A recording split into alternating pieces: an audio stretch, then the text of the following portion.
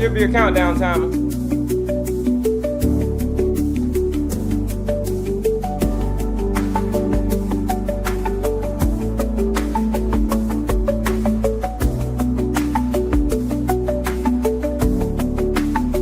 Countdown timer.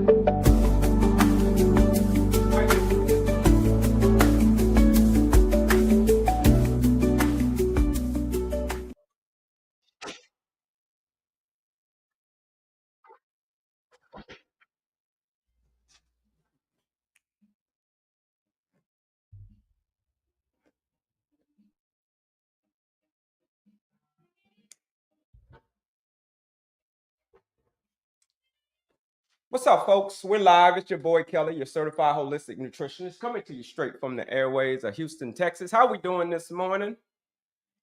How are we? You have a great night, Friday, beautiful day yesterday, beautiful weekend. Let me turn my camera around over here. Yeah. All right. How we doing? How we doing over here, folks? We're live. We're live everywhere. My name's Kelley, your certified holistic nutritionist, coming to you straight from the airways of Houston, Texas. Man, I appreciate y'all coming on. There's a couple of folks coming into the room. Yeah, we just jumped on, and a couple of folks are already coming into the room, man. We're gonna have some fun today, as we always do. What do we always do, man? What do we always talk about? You know what we talk about. We talk about all things diabetes, all things weight loss, all things gestational diabetes, pre-diabetes. Man, we're gonna talk about a whole bunch of stuff. We get into your questions. We get, man, everything. But like I said, who am I? My name is Kelley, your certified holistic nutritionist, coming to you straight from the airwaves of Houston, Texas. See what we got here. Where's everybody from? Yeah, do me a favor, man. Where y'all from? Where you from? Where you from? What city are you from? What country are you from? What state are you from? Share this live out with anybody that you know struggling with diabetes, heart disease. I had heart disease. Diabetes, PCOS, insulin resistance, any form of insulin resistance, gestational diabetes, any form of insulin resistance. Man, send them out this way. Forward this live over there to them, because today is going to be a fun day. Fun day as it always is. A couple of folks coming into the room, man. Where y'all coming in from, man? Folks are coming in from everywhere. We literally just launched this thing like a minute ago, and we're almost at 300 people already. That's crazy. Appreciate the daily heart me. South Texas, man. Shout out to South Texas. Shout out to South. What up, friend? What's up, Dwight? Hello. See where the folks are from, man. North Carolina, man. St. Louis, Missouri. Shout out to St. Louis, Missouri. You know what I mean? Shout out to St. Louis. Wisconsin. Shout out to Wisconsin. I'm in Indiana. Shout out to Indiana. Florida. Ooh, my home state. Shout out to Florida. Grew up in Florida, born and raised. Ooh, Pennsylvania. Pocono, Pennsylvania. I don't know what that is. Detroit. Maryland, my old stomping grounds. Minnesota. Man, folks from everywhere. Okay, do we got anybody from? Across the pond? Anybody from across the pond, or not in the United States? Delaware, New Jersey. Man, got some folks coming in from everywhere. But how you doing, folks? My name. If you're just joining us, you're just coming into the room. Couple folks coming in. My name is Kelley, your certified holistic nutritionist. Man, we're gonna have some fun today. We're gonna talk about all things diabetes. But before we get into it, you're probably like, well, who am I? Who are you? Oh, Panama, Arizona. Nice. Oh, Panama. Nice. That's outside of the U.S. Yeah. You're probably like, well, hold up. When doctors prescribe medication for diabetes, does it treat glucose or insulin resistance? Glucose. It temporarily lowers your glucose. That's what it does. When they give you medication, it artificially lowers your glucose right then and there. It doesn't get down to the root cause of it, which you just asked about, insulin resistance. It doesn't get down. Medication doesn't get down to the root cause. Here's how you get down to the root cause of it, folks. You got to go back through the fire. You got to go back through and reverse all the damage that's been done. How do you reverse all the damage that's been done? Well, you got to do that through the power of your lifestyle. Why?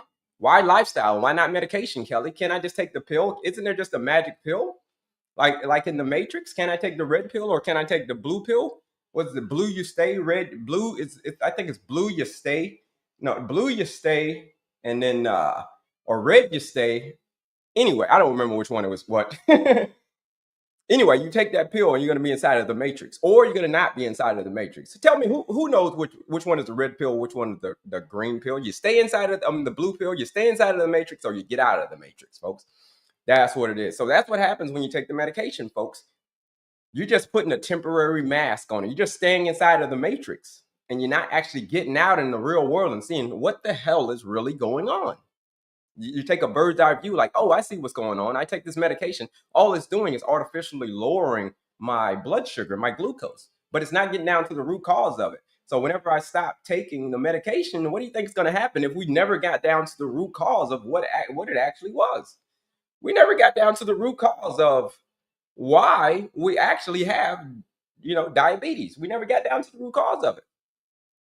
And as a result, when we stop taking it, guess what's going to happen? Which is insulin resistance is the root cause. And when we stop taking the medication, that blood sugar is going to come rising back again. This is going to be like it never went anywhere. It's going to come back. Here's what it's going to come back with.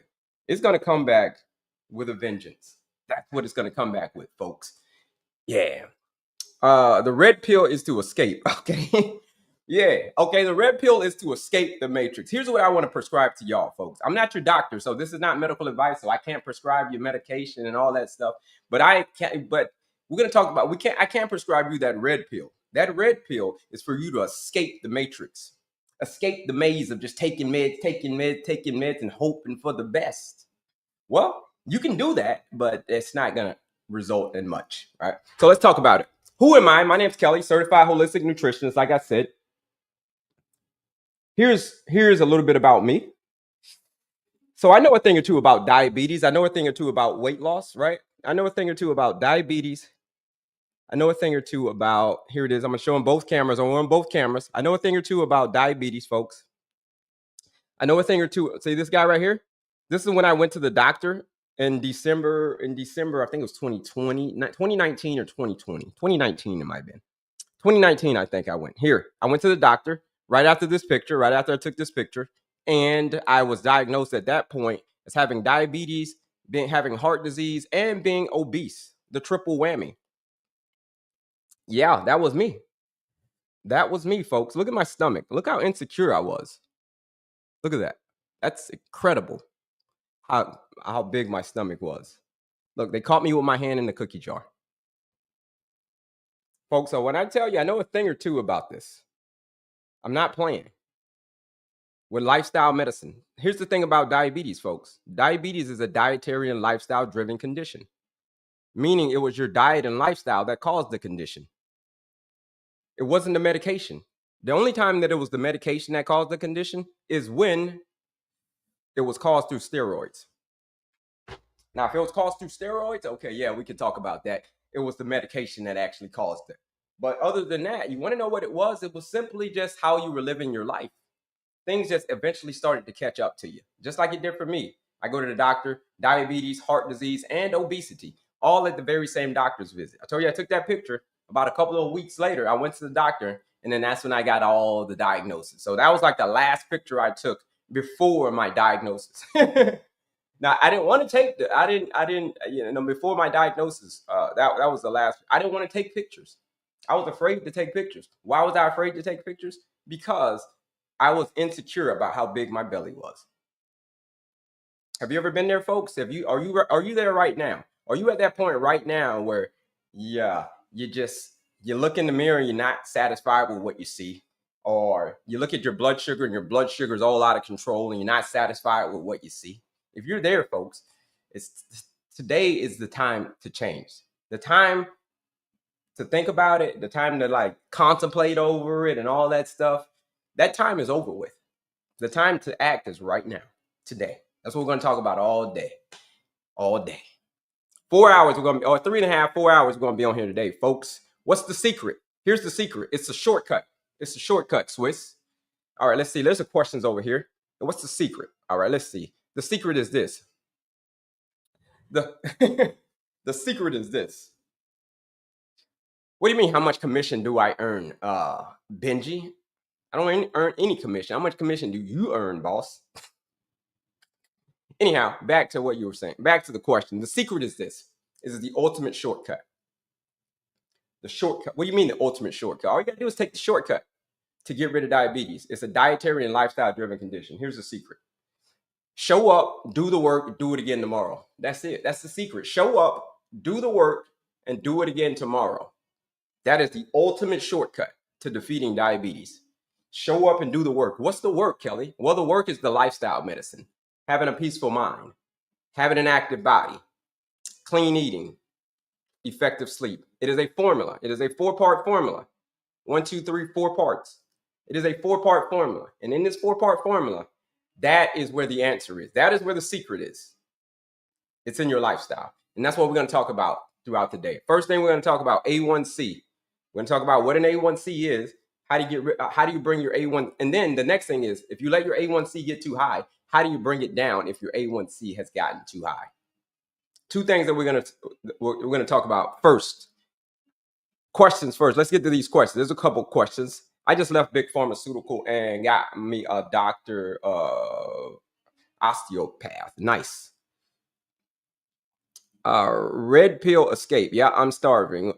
We have diabetes in this country because there's a lot of approved ingredients that are bad. Yeah, indeed.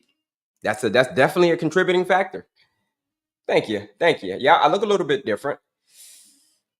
I'm diabetic too, and I weighed 350 pounds, and I lost it all on my own. Shout out to you, man. Let me give you a clap on that one. You lost it all on your own. The reason you lost it all on your own is because you were dedicated. You were determined to, hey, like, listen, I'm going to get rid of this thing. Right? First and foremost. Let's see. Starts at your plate. It does start at the plate. You're absolutely right, Craig. That's where it starts. I lost 6 pounds. Your encouragement is a constant reminder. Thank you, Herb. Lost 6 pounds. Man, shout out to you. Shout out to you. Intermittent fasting. We're going to talk about fasting. We're going to talk about all things clean eating, fasting. We're going to talk about all your questions, right? Fasting. Here's what I'll say about that real quick, though. Fasting it's great. It can be used as a tool. But here's the thing. You want to make sure that you trained your body to fast. You trained your body to fast, and we'll talk about what that means, extending the fasting period week after week after week after week so that your body has time to adjust to your new fasting window. Yeah, you can do it that way. But if you're not metabolically flexible, if you're super insulin resistant and you try to jump into fasting right away, it's going to tear you. It's going to rip you a new one. Gonna rip you a new one if you try to do that. So ease your way into it. How to cut sweet cravings? By number one, starting with a savory breakfast. Number one thing you can do: start with a savory breakfast. If you want to start kicking these sugar cravings, very first thing, savory breakfast. We're gonna talk about what's a savory breakfast when in clean eating. So stick around, hang out with me. We're gonna be here for a few hours, so hang out with me for a little while. I wake up with levels 114, 120, but in the mid-morning it's 98. Yeah, that's called the dawn phenomenon. You wake up with higher numbers in the morning because of the dawn phenomenon. It's natural. But depending on how insulin resistant you are, depends on how high that number is going to be. So the idea, we're going to bring this insulin resistance down. We're going to talk about that throughout the day. Thanks. My sugar was 105. In a couple of hours, it goes up 40 points without eating anything. My sugar was 105. And in a couple of hours, it goes up 40 points without eating anything. It was 105, and you're just hanging out throughout the day, and it went up through 105.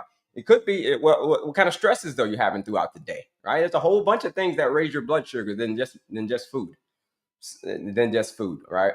Savory breakfast, examples. It's morning, and I'm hungry.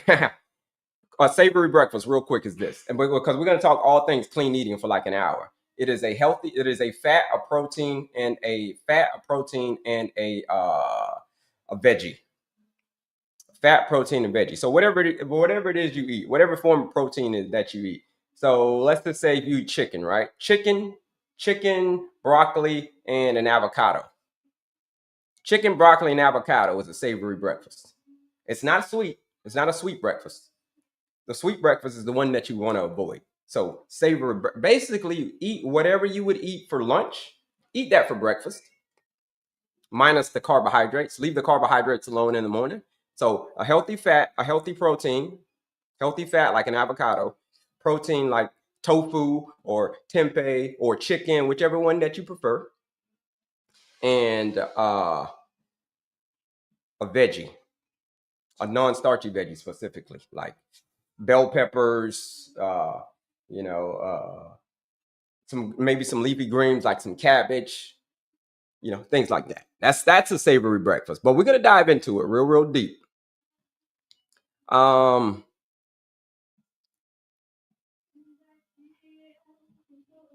is it good to do intermittent fasting daily? We just jumped into it, right? We just talked about. I just told you a little bit about fasting. A little bit. Here's the thing about fasting. Like I said, you got to ease your way into it. You want to fast at least 12 hours every day. At least 12 hours every day. So yeah, to answer your question, yes, you're right. You're daily. It's all about insulin. Yep, yep. It is. It is all about insulin. It touches every cell of the body. Tofu is nothing but soy. Okay, what's your point? All right. So yeah, that's it, folks. That is it. That is it, folks. That's what we're going to talk about today. But first thing we're going to talk about is A1C. Do me a favor and put the word A1C in the chat. Throw the words A1C in the chat. Throw the word A1C in the chat, and then we're going to start talking about all things A1C, folks. Have you ever been curious about what the heck an A1C is? Because I meet a lot of people, especially when I go to the VA. I used to be in the military. I used to be in the Navy. And whenever I go to the VA, it is a lot of people in there that are amputees, getting amputees and all types of stuff, right? But when you get to the VA, you're like, isn't this the VA? Isn't this place where people went to war? It's a place where people went to war, right? The VA, Veterans Affairs. When there's a lot of people with amputees, and you think like, yo, isn't an amputee? These is from the war, right? You got your leg amputated from the war. Come to find out, a lot of these amputees are from diabetes.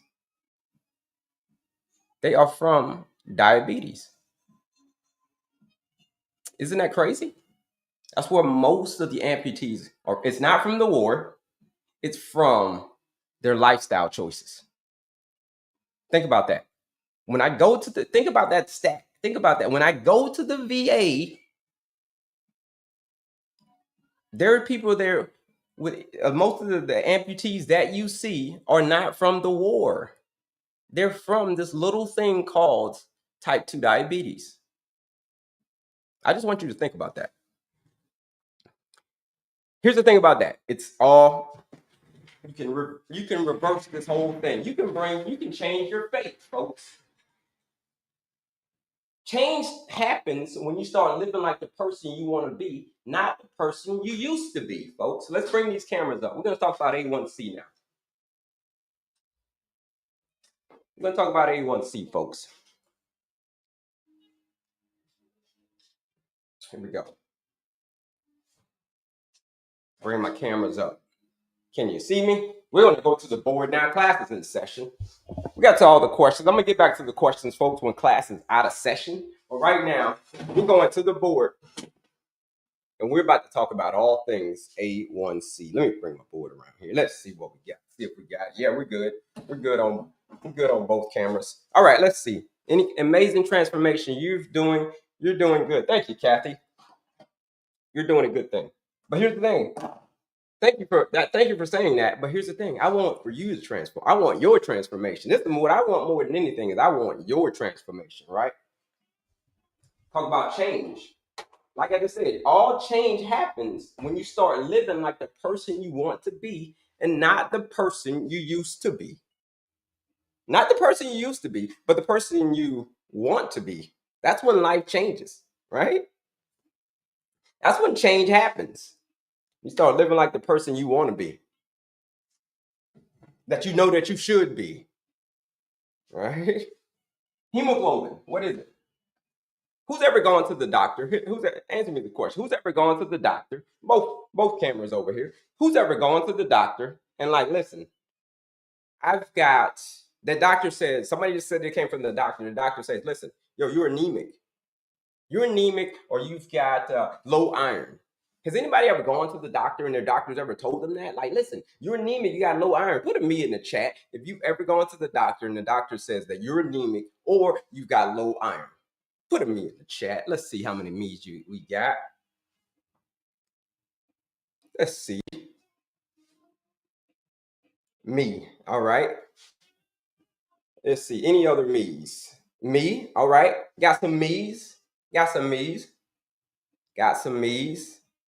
Doctor said that you're anemic. Yeah, me. Couple of me's. Any me's over here? Any me's in the chat over here? Any me's over there? No me's over here. We're live everywhere, folks. We're live everywhere. We're live across the world on everywhere. Me. All right. Me. So here's the thing.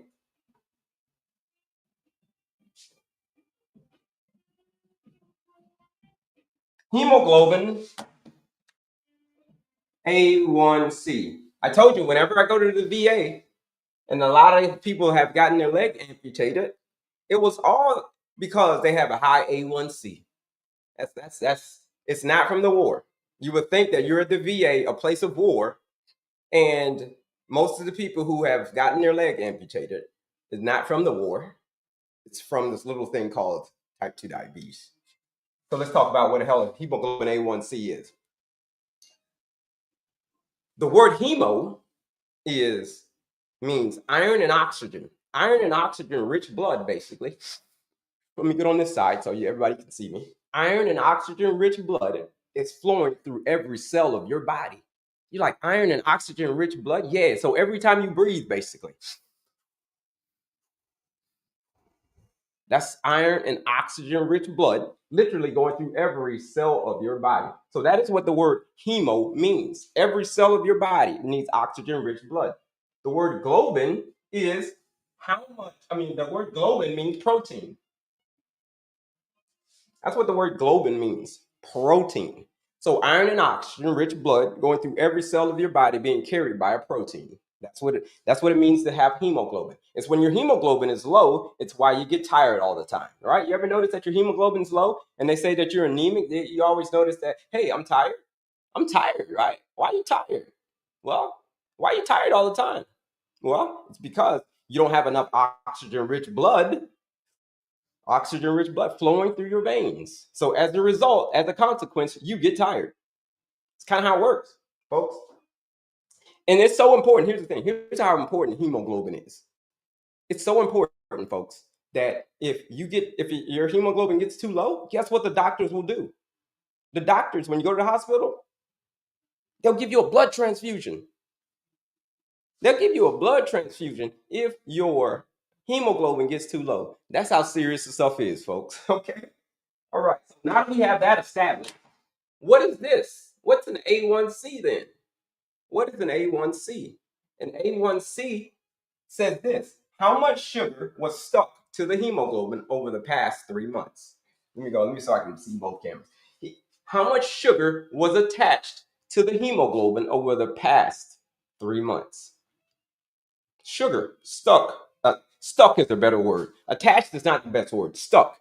It's kind of like, here's how you think about it. If you take a piece of candy and you got something real sticky, or what's the stickiest candy that you know of? Something that's real sticky, like, I don't know, a sugar daddy. Anybody ever had a sugar daddy? The sugar daddy, you get all that stuff on your finger, or a Jolly Rancher, and you get all that stickiness on your finger. You know that feeling? It's real nasty and sticky. Well, think about that. That's the same thing that's happening to your hemoglobin. That's why these two numbers are together. It's called a hemoglobin A1C, because over the past 3 months, you've had sugar stuck to your hemoglobin. And that number is indicated by anywhere between about 4 and 30. That number is an indicator about anywhere between about 4 and 30. It can go higher than 30, sure. It can go lower than 4 in extreme cases. It can. So But you're still kind of like, Kelley, but why should I care about that number still? Why should I care about a hemoglobin A1C? Okay, yeah, sure, it's attached to my oxygen. I mean, sure, it's about how I breathe, oxygen-rich blood and stickiness to it and all that stuff. So like, why should I really care though? Okay, well, let's find out why you should really care. Let's up the ante. Who knows what it means when your A1C is a 5.7 to a 6.4? 6.4. 6.4. Who knows what it means, folks, when your A1C is a 5.7 to a 6.4? Oh, yeah, somebody said it. Somebody said it. It means that, pre-diabetes. Yeah, pre-diabetes. Yeah, pre-diabetes. You're good. Somebody says you're good. Somebody says you're good. All right. You're good. Pre, pre, pre-diabetes. Yeah, that's it. Most people are putting pre in there. Pre. Oops. Wrong one. Wrong one. Wrong coloring. Right here. Pre equals pre. We're going to save the red. Pre-diabetes. Now, what does that mean? Now, what does that mean to be a pre-diabetic? Because a lot of people are still going to be like, so I'm pre-diabetic. So what? I don't care. All right. Let's talk about it then. Let's break it down. Who knows what the most important hormone is in the body? Can you put it in the chat on both cameras over here? If you know what the most important hormone is in the body, put it in the chat because there's a lot of them. There's a lot that are important, but there's only one that's the most important. You know what I'm saying? There's only one of those. Who knows what it is? Who knows? Who would think it is? All right, here we go. Some people are saying insulin. Insulin is the master hormone. That's what somebody said. The thyroid. Yeah. All right. Any other questions? I mean, any other the insulin, the liver, someone says. Okay, what else? What else? What else you got, folks? What else? Throw it in the chat. Don't be bashful. Which one do you think is the most important hormone? Because we got to understand this. Thyroids, okay, got it. All right. The heart, yeah, okay. All right. Pancreas, somebody said, all right. Kidneys, all right. Kidneys. PTH, what's PTH? The liver, okay. Here's the most important hormone. People are naming organs. Those are organs and all types of stuff. People throwing a whole bunch of different stuff in there. The heart, yeah. But the most important hormone is this, folks. And it is insulin. Hands down, the creme de la creme, the king is insulin. It's so important. We're talking about important stuff here. We're talking about hemoglobin, how important it is. If you don't have it, you can't breathe. And also with insulin, if you don't have insulin, you can't live. You can't live if you don't have insulin because that's how important it is. You can live without those other hormones. Your life will suck. Your life will be miserable without those other hormones that people are naming, like cortisol and all that stuff. Your life will suck, but you'll still be ticking. Your clock you'll still be around. But if you don't have insulin going through your veins, you won't be around because that's how important insulin is. If you're a type 1 diabetic, here's the thing. That's why they have to be insulin dependent because if they don't have it, then they won't survive. Because that's why they got to take it for the rest of their life because insulin is that important. Is it you getting it? You get it, folks? But all right, so if you understand that, so then understand this.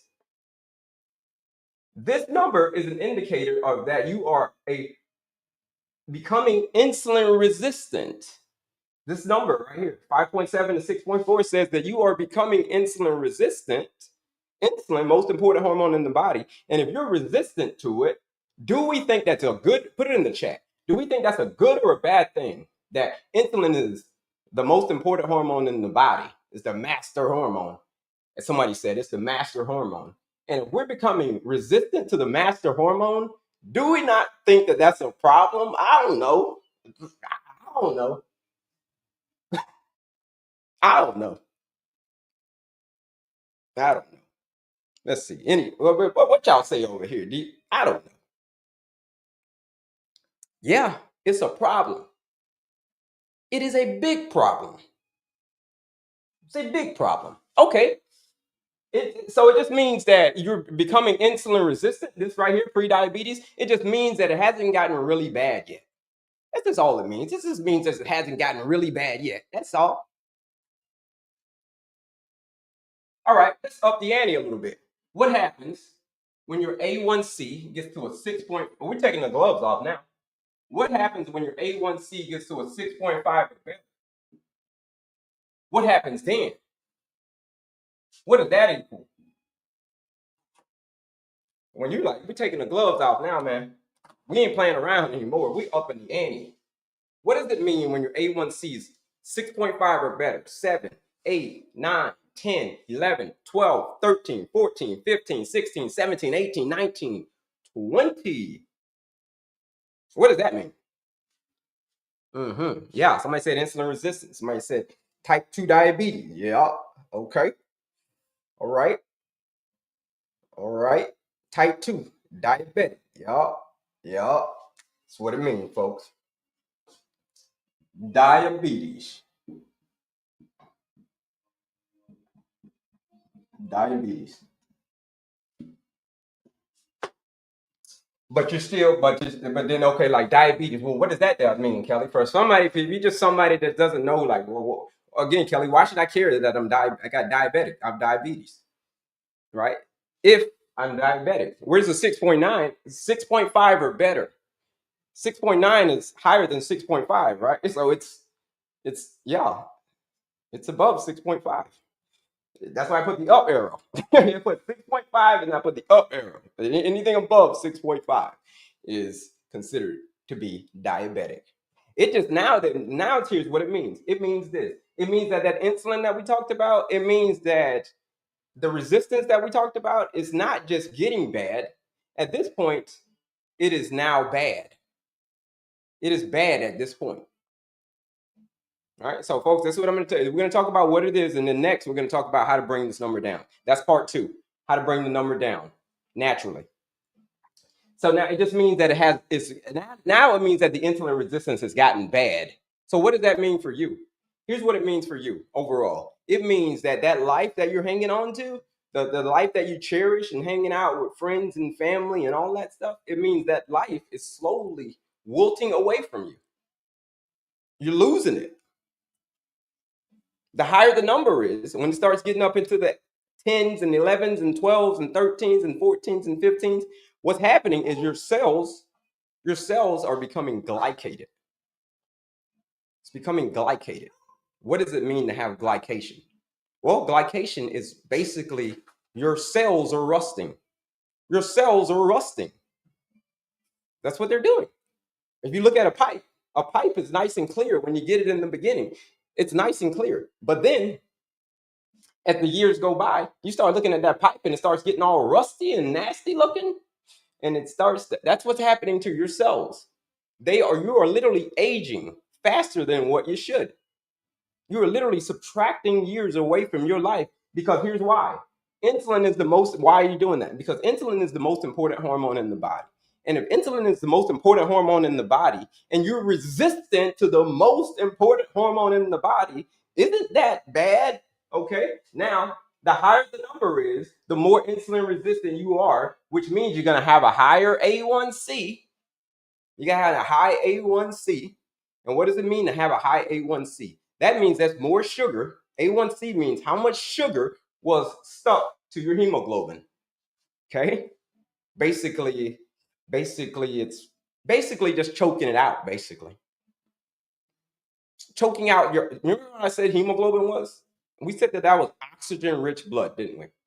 Oxygen rich blood is now basically, if you just think of it, this is kind of what's happening. It's basically choking out your hemoglobin, all the sugar. It's stuck to it. It's annoying. Stick sugar is annoying. It gets on your finger, you can't get it off. It's annoying. You got to go wash your hands. So, folks, this is what it means to be a diabetic. This is what it means to have insulin resistance. It means that whenever you eat food and then the energy has to get processed, you have to process the energy to get into your cells to give you energy. That function is now messed up. that function, that controller to open up the cells to give you energy from the food that you just ate, does no longer is working as it should. And as a result, all of the energy that you just ate continues to pile up in your bloodstream. And as a result, your blood glucose, the one that you look at on a daily basis, it goes up. It stays high. It stays high.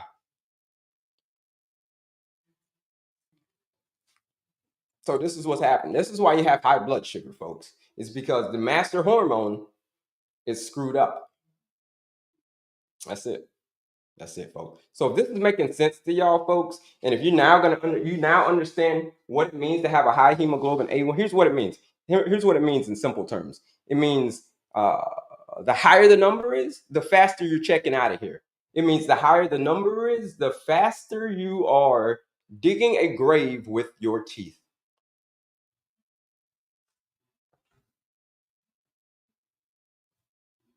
That's what it means. Ideally, where do you want it? 4.9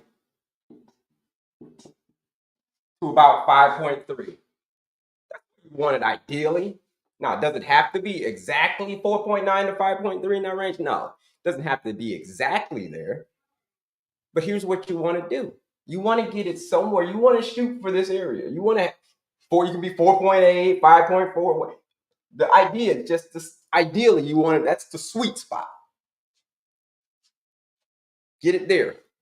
The question is, next is going to be, how do you get it there? So that's going to be next, folks. But if this is making sense to y'all, folks, on what it actually means to be insulin resistant and actually be a diabetic, put a health yes in the chat. Put a health yes in the chat.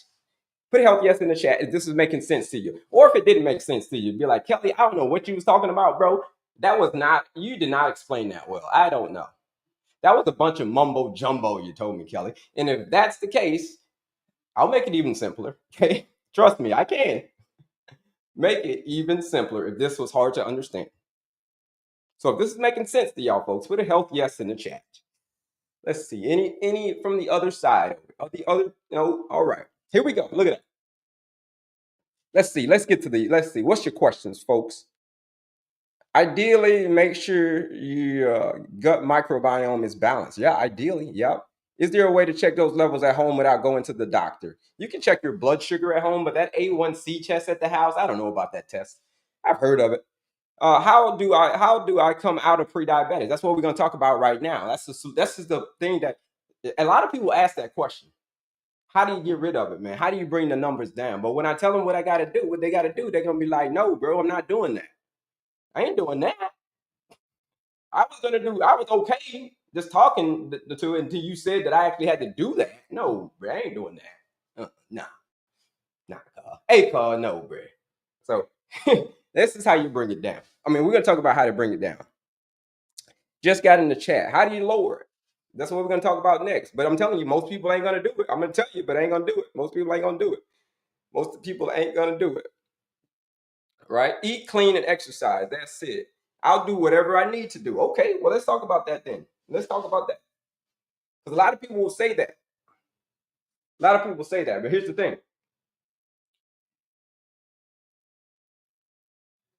Don't let your words run loose without the follow through. Because you'll cheapen their value. That's what I'm going to say. I'm going to tell y'all how to fix it. And a lot of people going to say, yeah, I'm going to do that. I'm going to do it. And then I'm going to say, don't let your words run loose without the follow through. Because you will cheapen their value.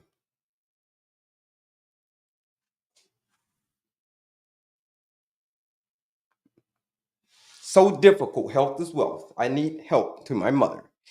Yep. Pretty much keeping your vibes. Pretty much keeping your vibes. Yep. Cut meals have amen. That's it. So here's folks, if you want to know where you stand, if you want to know where you stand on this, if you want to know if you've been doing a good job managing this number, we're going to talk about how to fix it next. If you've been doing a good job managing this number, or if you've been doing a terrible job managing this number, click the link in my bio and register to take the quiz. Take the quiz, folks. Here's the link in my, take the quiz. Link in my bio. Take the quiz. Click here. Click on my picture again, and then it'll take you to the link on the quiz. On my other networks, same thing. Same thing. Click the link in my bio. Click the link in my description. There's a link there. Click that link, and it's going to take you to the quiz. Take the quiz. It's a 2-minute quiz.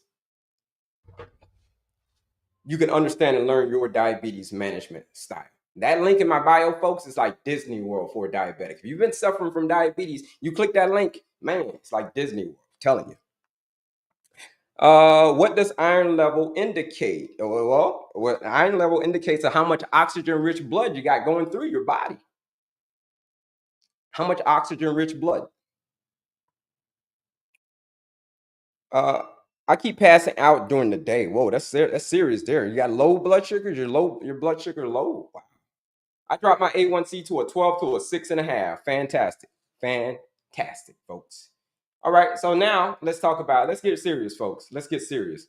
Now that you understand what an A1C is, now that you understand that you should probably if you have not taken the quiz, go take the quiz, right? Go take the quiz. You know what I'm saying? There's a 2-minute quiz that you can take. It's linked in my bio. That quiz, I'm telling you, is going to tell you if you've been doing good or if you've been slacking. Which team are you going to be on? You're going to be on Team Ant or you're going to be on Team Grasshopper? Inquiring minds would like to know. So click on that quiz. Take that quiz, folks. Here we go. The next thing is how you fix this thing.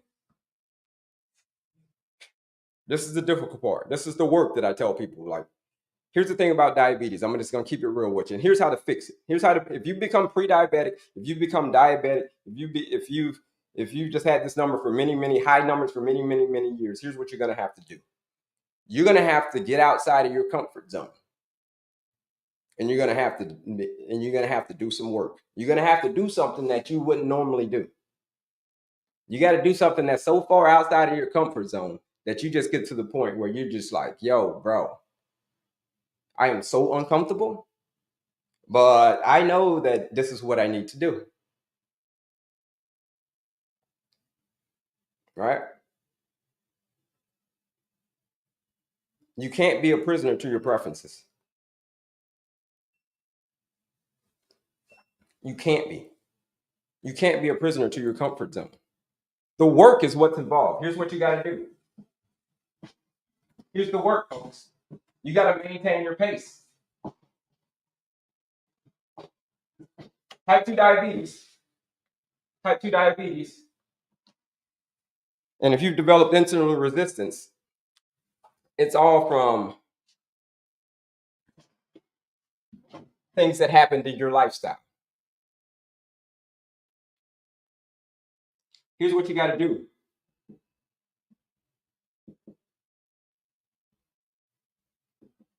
You got to maintain your pace. It's a prescription. This is the new medication. This is the medication that no one can prescribe this medication for you. No one. The only person that can prescribe this medication to you is you. I can't prescribe it to you. Your doctor can't prescribe it to you. You know what I'm saying? Only your kids can't prescribe it to you. Your kids be like, "Oh, I want my kids to get better." Oh, I want my you can't prescribe it for your spouse. You be like, "Man, my husband, I want to do this. I want my husband to do this." You can't prescribe it for him. Or I want my wife to do this, or I want my dad to do this. His blood sugar's out of control and he doesn't care. I want him to do this. I want him to prescribe I want these medications for him. Like, you can't do that though. You can't do it for him. He's got to prescribe it himself. And it's called lifestyle medicine. Now, it's an often neglected form of healing, very neglected form of healing. When people were like, yo, that's what I'm telling you. Most people, when I tell you, and most people are probably like, they're like, lifestyle, Kelley, come on, man. I thought you had like a shortcut, bro. I thought you had a shortcut, man. There is no shortcuts, folks. The only shortcut is this: show up, do the work, and do it again tomorrow. What's the work? Here's the work. Here's where it starts. It starts with having the first part. It's a formula. The first part is having a peaceful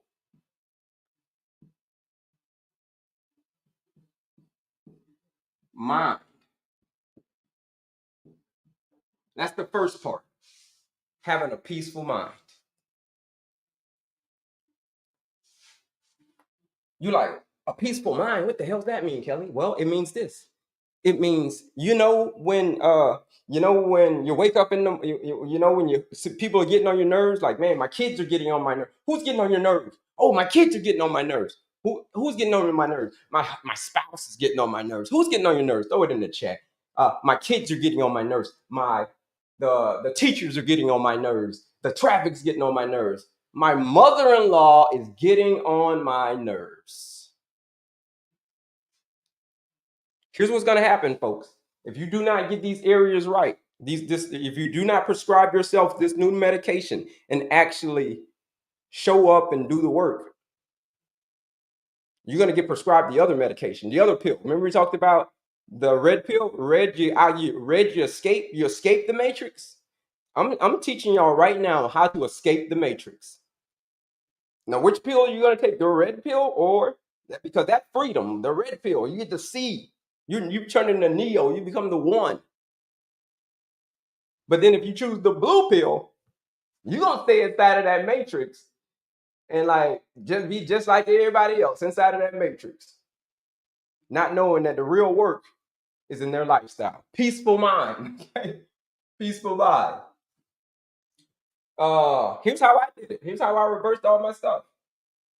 Cortisol. That cortisol, folks, is a very, very, very, very damaging hormone. Why? It's because it puts you in fight or flight mode. And fight or flight mode says this. Fight or flight mode says it's time to fight a bear. It's time to fight a lion. Right? So you get adrenaline. You get a shot of adrenaline. You get a shot of you get more cortisol. Cortisol and adrenaline gets released whenever you're getting ready to fight a bear. Whenever you're getting ready to fight a lion. Whenever you're in the water, or even whenever you're on the 10th floor of your hotel room in Arizona, and then all of a sudden a shark jumps out of the water, gets on the elevator, goes up to the 10th floor, knocks on your door, and eats you right in your bed. Right? That's what people worry about. They worry about they're in Arizona and they're on the 10th floor of a hotel and they worry about a shark coming in and eating them. Their mind is not peaceful. So what does that do? Causes cortisol to be released, causes stored blood sugar to get released to give you energy to fight the bear, to fight the shark. Gives you energy. But here's the thing. When you're chronically stressed, it's supposed to go down. It's supposed to go away. Like when you finish fighting the bear, it's supposed to go down. When the rattlesnake is gone, your stress is supposed to go down. Cortisol is supposed to go back down. Adrenaline, all that stuff is supposed to go back down. But here's the thing. When you're chronically stressed, it feels like you're fighting the bear all the time. It feels like you're walking uphill. Then you say, well, how did you get to school? Man, I had to walk up. I had to walk up to get to school. I had to walk uphill both ways. It feels like you're walking uphill both ways if you don't have a peaceful mind, because you're always fighting the bear and your body's always releasing cortisol and it's always releasing blood sugar because it thinks you're in danger, but you're not in danger. So as a result, with all of that extra blood sugar, now you've got extra insulin, because where blood sugar goes, insulin goes. They're hand in hand. They go hand every cell of the body. Peaceful mind. You got to have one. What do I recommend? I recommend the 3 M's. The 3 M's. Meditation, write these down. Jot these down. Jot this one down. Meditation, mindfulness, meet with your therapist. Those are the 3 M's. I'm going to say it one more time. It's what I recommend when it comes to having a peaceful mind. Meditation, mindfulness, meet with your therapist. And we like, well, Kelley, well, what's medication? I mean, meditation. Well, whatever meditation means for you. Some people sit and they actually meditate and they clear their mind. Or some people listen to soft music. Some people pray. That's their form of meditation. Some people read a book. Like they read a book. Like they love reading so much. When they read, it's like so meditative and therapeutic to them. So what's meditation for you? And then mindfulness. Ooh, becoming aware of your thoughts, being present. That's what being mindful means, to be present, to be aware of your thoughts, to be mindful is this, to think about what you're thinking about. That's what it means to be mindful. To think about what you've been thinking about. What have I been thinking about the past several weeks? That's what it means to be mindful. And then finally, meeting with your therapist. Everybody needs somebody to talk to, right? So that's it for the peaceful mind, folks. All right. Ooh, now we're going to start upping up the ante. Ooh, now we're going to start upping the ante. Active body. Here's the thing, folks. This is the second part of the formula. This is the stuff that you're going to have to do. Like I said earlier, a lot of people will say, this is my year. Yeah, yo, girl, this is my year. This is my year. This is my year that I get off the meds. This is my year I lose all the weight. We all said that in January. We know we all said that in January. We all did. I did it, everybody does it. But like I said earlier, don't let your words run loose without the follow through, because you will cheapen their value. And people are going to be looking at you like every time you say something like, girl, this is my year, this is my year, this is my year. They're going to be like, man, you said that every year. So the words that you're talking about, it didn't cheapen the value. They cheap. This is the work you're going to have to do. Active body. 30 minutes a day, 5 days a week of moderate intensive movement. 30 minutes a day, 5 days a week of moderate intensive movement. You're like, well, what's moderate intensive movement, Kelley? Here's what it is. It means that if you're on a treadmill, it means that you can talk, but you can't sing. You can talk, but you can't sing. If you're on a treadmill and you can sing like you Whitney Houston or somebody, then that means that you ain't pushing hard enough. That means you need to pick up the pace. And this has been part of our prescription for a long time. But most people fail to cash in on it because of the comfort zone keeps calling them. Netflix keeps calling them. Right? So here's the thing. Don't wish it was easier. That's why I got this shirt on. See what this shirt says? Don't wish it was easier. Wish you were better. And to get off of them diabetes medications, it's not going to be easy. To get to bring your A1C down, like I'm telling people how to bring their A1C down, it ain't going to be easy. You just going to have to get better. That's it. That's it.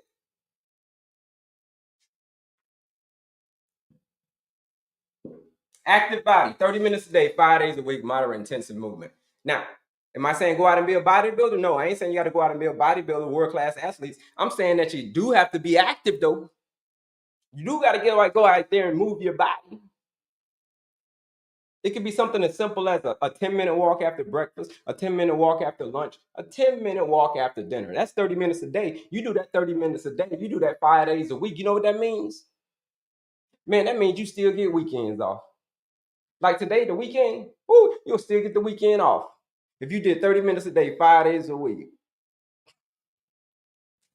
you still got the weekend off. Wow. And don't let it be a 3-day weekend. If you get it all in early, you can have a 3-day weekend sometimes. If you get it every once in a while, you get a holiday weekend. So active body. The reason that it's so important is because muscles are hungry. It's why they tell you to go for a run or go for a walk after you eat. It's because muscles are hungry. They want to soak up all the glucose from the food that you just ate. They're going to soak it all up. And as a result, your blood sugar, insulin is not even going to come into play. So this is how you bring your A1C down, folks. If you want to bring your A1C down, these are the natural. People are like, well, what's the natural way to bring it down? This is the natural way to bring it down. But this is the work that most people ain't going to do. Because what you do speaks so loudly that people can't hear what you're saying. What you do speaks so loudly that people can't hear what you're saying. Wow.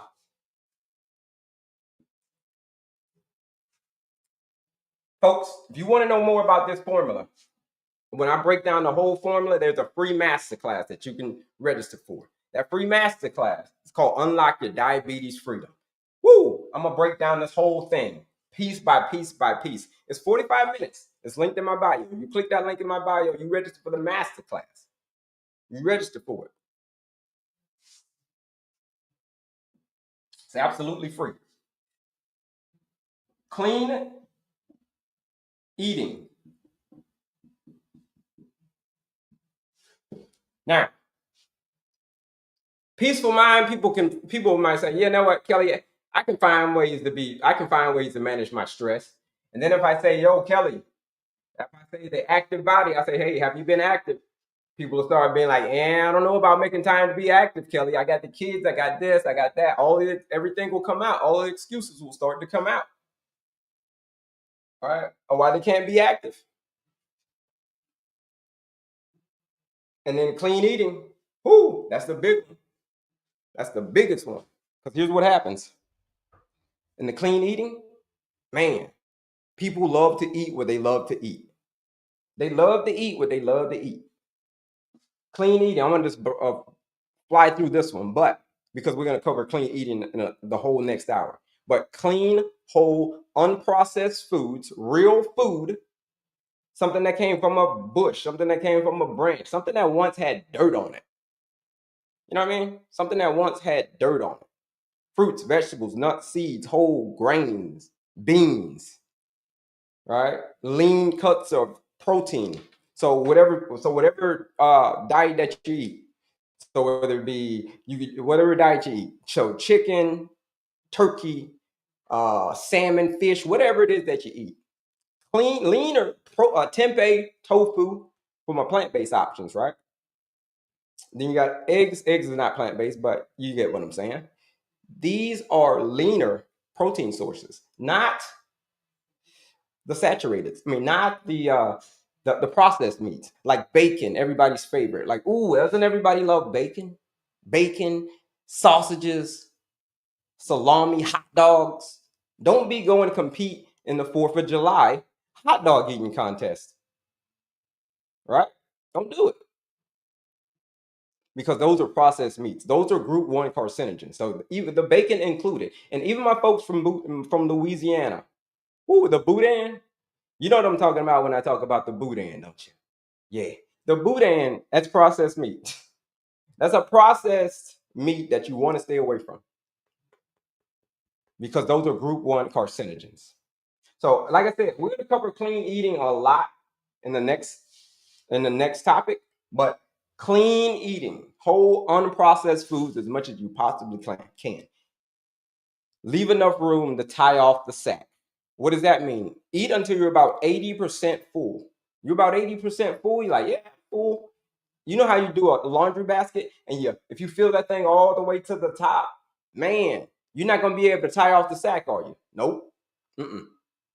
But here's the thing: if you leave enough room at the top, or leave a little space, then you can tie off the sack. Then you can take that bag when you're you can take that bag and flip it over your shoulder, like boop, flip it over your shoulder and walk clean up out of the laundromat. Clean up out of there because you left enough room to tie off the sack. And so you ain't got to be struggling to try to get this thing like, yeah, I can't tie it off. It's so heavy.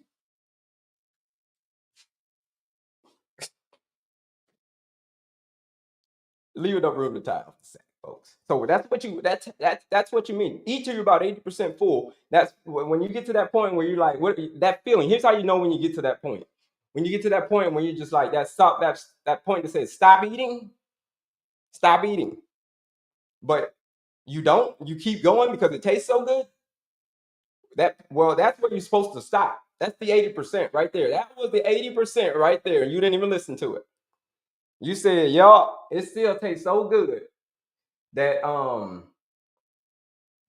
gonna keep on eating it. And you ate to like you overstuffed the bag. You can't even tie off the sack anymore. And you got to struggle to get out of the laundromat. So what does that mean? Same thing. You got to struggle. You got to go sit on the couch right after you eat all of that food because you didn't leave enough room to tie off the sack. But had you not left enough room, you could have walked clean up out of the laundromat. You could have went for a walk because you left enough room to tie off the sack. You do that, folks. You're going to start to notice that A1C number that we talked about, that very, very important number. That A1C number is going to start to go down. You're gonna be looking like my blood sugar number, my daily blood sugar was in the 250s. Okay, I'm maintaining my pace. I'm maintaining it, and now my blood sugar is 200. Okay, I'm maintaining my pace even more. Okay, now my blood sugar is at 150. Okay, I'm maintaining my pace even more. Now my blood sugar is at 100. Okay, then you wake up one day and you like, hey, my blood sugar stays under 100 all of the time. All because I did the work. Like I told you, the stuff that people are gonna do, this is it. This is it. This is what people like, yo, Kelley, you can keep this bread. You can put this paste formula where the sun don't freaking shine, because I ain't doing any of that.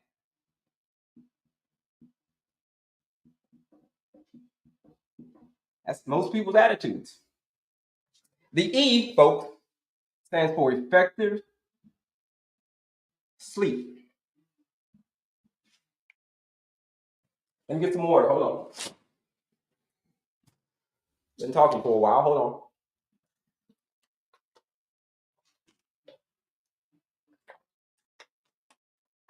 Yeah, yummy. All right, we're back. Effective sleep. You don't get enough effective sleep, folks. 6 to 9 hours. 6 to 9 hours of effective sleep. Here's what's going to happen. Most people take this number, take sleep for granted. It's the most sacrificed pillar. The most sacrificed pillar that there is. You get 3 to 5. Whoa. We're going to talk about what 3 to 5 means. But you want 6 to 9 hours of effective sleep. Anything less than 6, here's how you can survive off of 6 hours of sleep. At a minimum, 6 hours of sleep. Here's how you can survive. Is if you go to bed and you wake up at the same time every single day. If you wake up at 3 o'clock in the morning every day, but if you go to bed at 9 o'clock, you go to bed at 9 o'clock every day and you wake up at 3 a.m., okay, you can survive off of that. You can function off of that. You can be pretty functional off of that because it's 6 hours of you woke up, you go to sleep and you wake up at the same time every day. Now, if you're getting 3 to 5 hours of sleep, here's what's happening. You are not allowing your body to reboot itself. Because that's when it reboots itself, when you sleep. That's when the most brain activity happens, when you sleep. Everything is getting refreshed. Yeah, all the other, organs and body parts and all that stuff is getting refreshed. But the main one that's getting refreshed when you go to sleep and rebooting is that brain. And if you don't get enough effective sleep, the very next day you're going to be very insulin resistant. The very next day you're going to be even more insulin resistant. The very next day you're going to be even more hungry. The very next day you're going to be like, why am I so hungry? Yeah, you're hungry because you ain't getting effective sleep. You're causing your hunger hormones to produce more hunger hormones. Ghrelin. Ghrelin is produced. It's a hormone, hunger hormone called ghrelin. Very, very funny name. Ghrelin, hunger hormone? Yeah, okay. But effective sleep will nullify everything. It's because your body is like, I'm trying to reboot. This is when you lose weight. When people lose weight, when I showed you the pictures when I lost all the weight, you lose the weight when you sleep, folks. That's where the weight goes. When you lose a bunch of fat, that's where it goes. It goes away when you sleep through your CO2. When your breath leaves your body, that's where it goes. So sleep is so important, folks. If you don't have enough of it, your body is a stressor to your body. So this is it, folks. This is the work.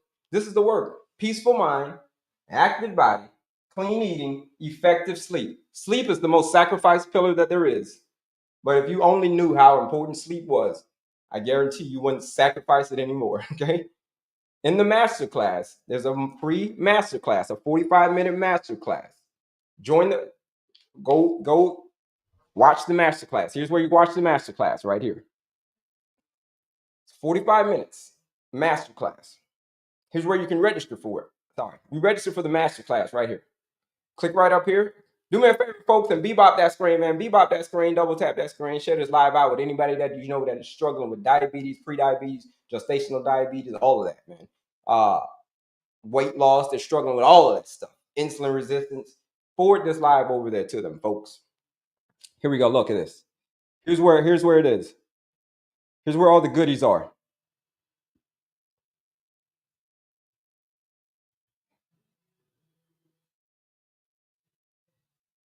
Right here.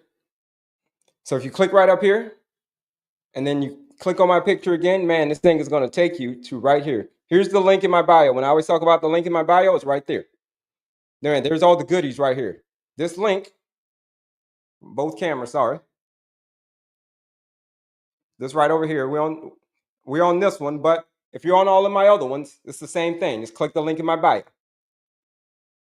Right here. Look, that quiz I was telling you to go take, man, go take that quiz. It's going to tell you your diabetes management style. This link, look, I'm pointing at it. This link is like Disney World for a diabetic, folks. There's the quiz. The masterclass right here. This masterclass, this is the one you need to register for. You register for it right here. Show you right here. You register for it, and then when you register for it, I'm going to break down this whole formula. The peaceful mind. I'm going to give you tactics in peaceful mind. Active body. I'm going to give you tactics in active body. Clean eating. We're going to talk more about clean eating right now, the whole next hour. But clean eating. And then I'm going to give you tactics. And then finally, effective sleep. These are the 4 areas. Now, there's a 5th area as well. I mean, but it's kind of it's a big mention, but it gets an honorable mention, and that is called substance abuse, or how you do things like alcohol and medication, right? That's the 5th area, right? Because like I said before, insulin resistance can come from things like steroids. It can come from things like steroids, right? Sorry, but show me how to get to the quiz again. Okay, you got it? All right. My moderator is going to hook you up over there. Going to show you how to get to the quiz again and tell you how to get to the quiz.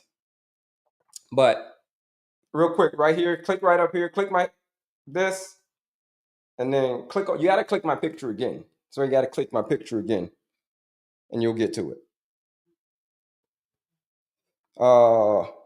Here we go. All right, cool. Any questions, folks? Any questions on the effective sleep, clean eating, peaceful mind, active body, clean eating? And let me tell you, and then finally, folks, I forgot to tell y'all, there's one more on here. Hold on. Uh-oh. Did I freeze?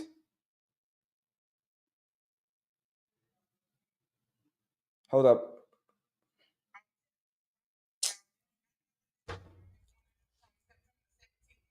Let's see what happens. I'm off. I don't know if they kicked me off.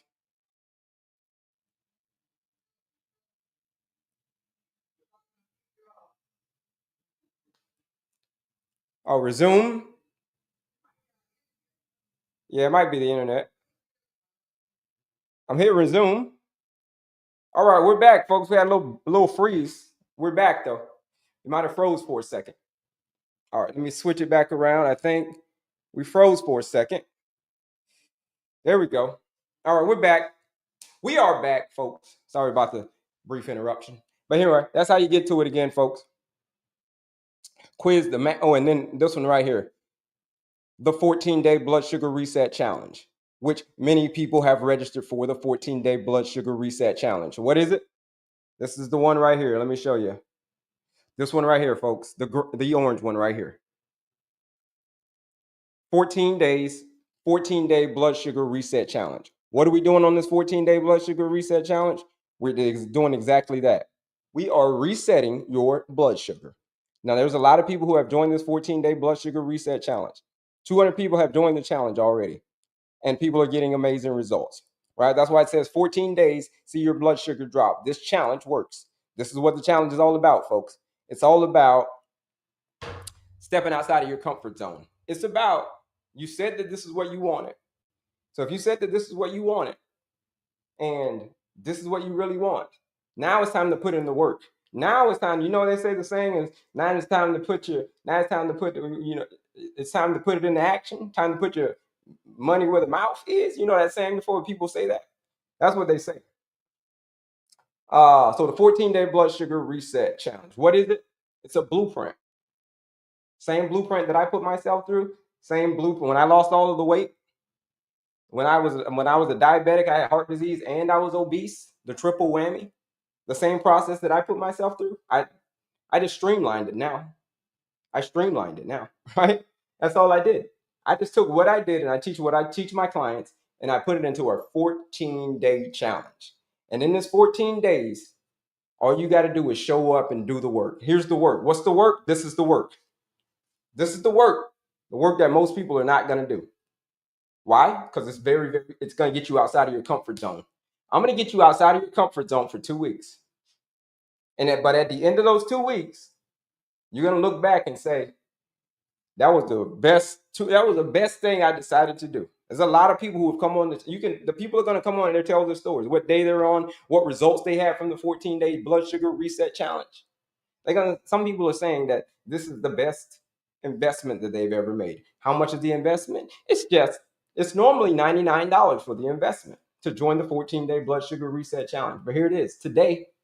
Since there's a big fight on this week, I'm doing this whole weekend. It's fight weekend. I love boxing. I'm a big boxing fan. And there's a big fight on tonight. Ooh, there's a big fight on tonight. Terrence Crawford versus Canelo Alvarez. You know the fight that I'm talking about, the big fight.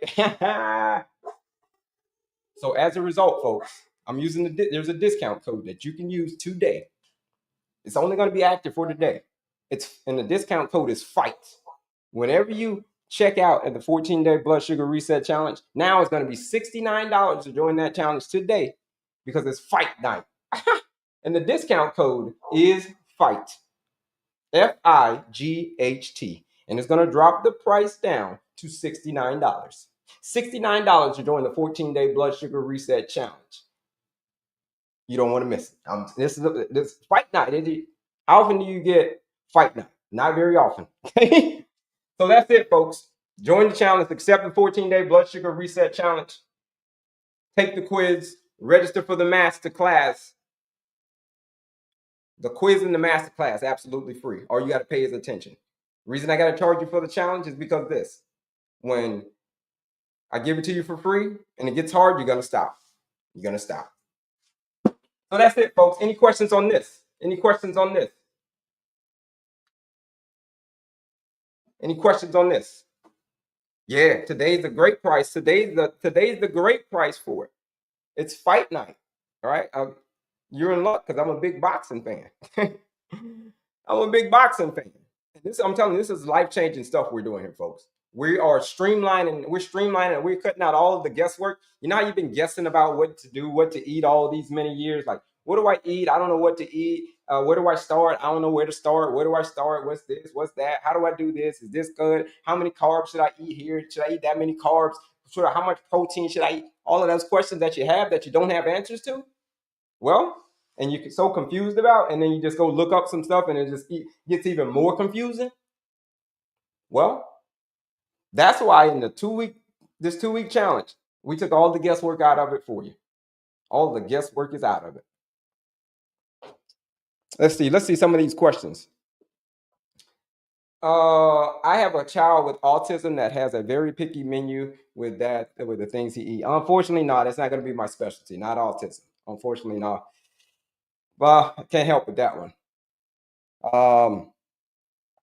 But yeah, let's see here. Thank you for your help. You're quite welcome. You're quite welcome. Let's see if discipline is the highest form of self-love. It is. It is. It is. All right, folks, that's it. Any questions on this? Any other questions on that? All right. So let's get down to it. Who's going to actually do the work? This is the work that I'm telling you that you got to do to be able to lower your A1C. Yes, you can. You can. But like I said, if Joyce, there you can find me everywhere. You can find me everywhere. You don't have to record it. You can just find me everywhere. It'll be there, right? Just you can find me everywhere. Don't worry. Just see my name right here. Just punch my name in anywhere. You'll find me. I'm everywhere. How many steps in a day is good? Well, the amount of steps that it's not the amount of steps in the day that's good. It's the amount of steps that get you to a place where you're at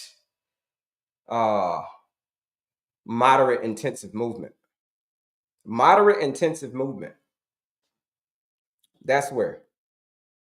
Yeah, YT and FB, that's what the words they use. YT and FB, I can't say the words because they're gonna get at you, boy. That's where you can find me at too. That's where you can find me. Yep. I already started. So, folks, canceling each other out. Here's what happens. Last thing. All of this stuff can cancel each other out. And then we're going to talk about clean eating next. But all this stuff can cancel each other out. And what do you mean it can cancel each other out? Here's the thing. Let's just say if you come to me and you're like, Kelley, listen, man, I'm getting good sleep. I mean, I'm moving my body and I'm eating clean, but at the end of the day, I still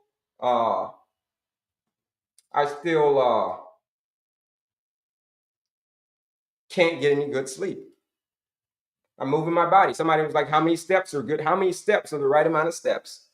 It's the amount of steps that you're going to get moderate intensive movement, at least 30 minutes a day. So it's not the amount of steps. You can walk 16,000 steps. It really doesn't 30,000 steps if they're light steps. So all of these things come into play. How do they cancel each other out? They cancel each other out like this. Let's just say you're moving your body. You're getting those 20,000 steps that you talked about. And you're clean eating. You're eating good. You're eating real healthy. But at the end of the day, you're sleeping. It's off. You're like, hey, how much sleep do you get? Somebody said I get like 3 to 4 to 5 hours of sleep. 3 to 5. That's what I get. 3 to 5 hours of sleep. That's not enough sleep. We got to get a minimum of 6, right? A minimum of 6. Look at this. Effective sleep. If you don't get effective sleep, here's what's going to happen. That's going to cause you to be stressed because poor sleep is a stressor. Poor sleep is a stressor. So when you get stressed, now your mind is not peaceful anymore. Here's how the domino effect works. Now your mind is not peaceful anymore. Now you release that. Your body thinks that you're in fight mode. Remember that? Because you're not at peace. So as a result, you release adrenaline, you release cortisol.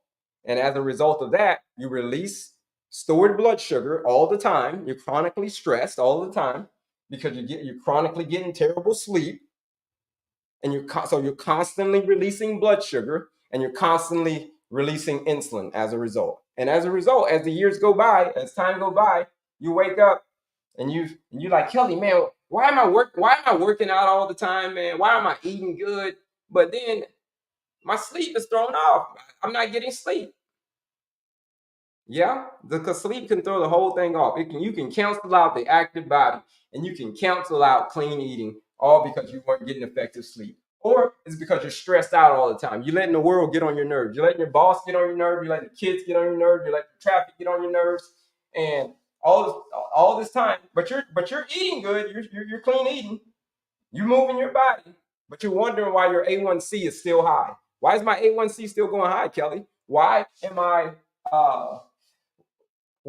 lose the weight, Kelley? Kelley, why can't I lose the weight? Well, it's because you're playing the game of Tetris all wrong. I told you, it's a game of Tetris. I'll teach you how to play that later. It's a game. Bringing your A1C down, folks, is a game. It's a game.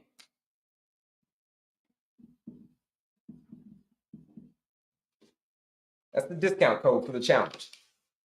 For my people who are ready, seriously ready for real change, for my action takers, This is why I created the 14-day blood sugar reset challenge. You just say, Kelley, listen, man, I got to the point where change isn't just desired. I need to get off of those meds that the doctors gave me, and I need to get off of that now. I need to get off of that now. And I said, okay, well, we're gonna have to do the work. This is what we're gonna have to do, the work. And if you say that this is what you want, here's what you're gonna. This is what I tell you. This is what I'm coming all the way back to what I said in the beginning, right? People will tell me all the time they want to get off their meds, they're ready, they want to do this, and I say, okay, well, here is the work that you got to do. Here's the work you got to do every day. Every day, it's got to be a loop. Every day, you got to do the same thing every day, and all in these categories. And that's when I'm telling you, every time I talk to people with diabetes, every single day, even out everywhere at the VA, wherever, and they will say, "Let's do it." And then I'm gonna say, okay, here it is. This is what we got to do. They say, nah, my doctor said this. My doctor said I should just take these meds. You know? My doctor said I should just take these meds. So I'm gonna go back and I'm gonna go hang out. I'm gonna go hang out and I'm gonna go watch Netflix. I'm gonna go watch Netflix from all the way until all day. I'm gonna watch Netflix. And I'm gonna have me some Cheetos, right? I'm gonna have some Cheetos with me, and that it's gonna be so dusty from the Cheetos that some of it, that dust is going to eventually get into my belly button. What am I saying here? I'm saying that most people would rather stay inside of their comfort zone than actually do the work. But if you ever have plans on ever getting rid of the diabetes and ever and not being amputated, keeping your toes, like when I tell you when I go to the VA, everybody gets amputated, and it's not from the war.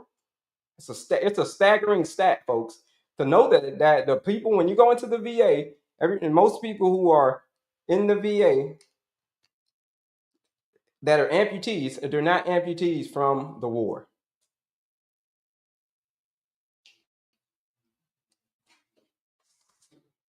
And it's all because they weren't maintaining their pace.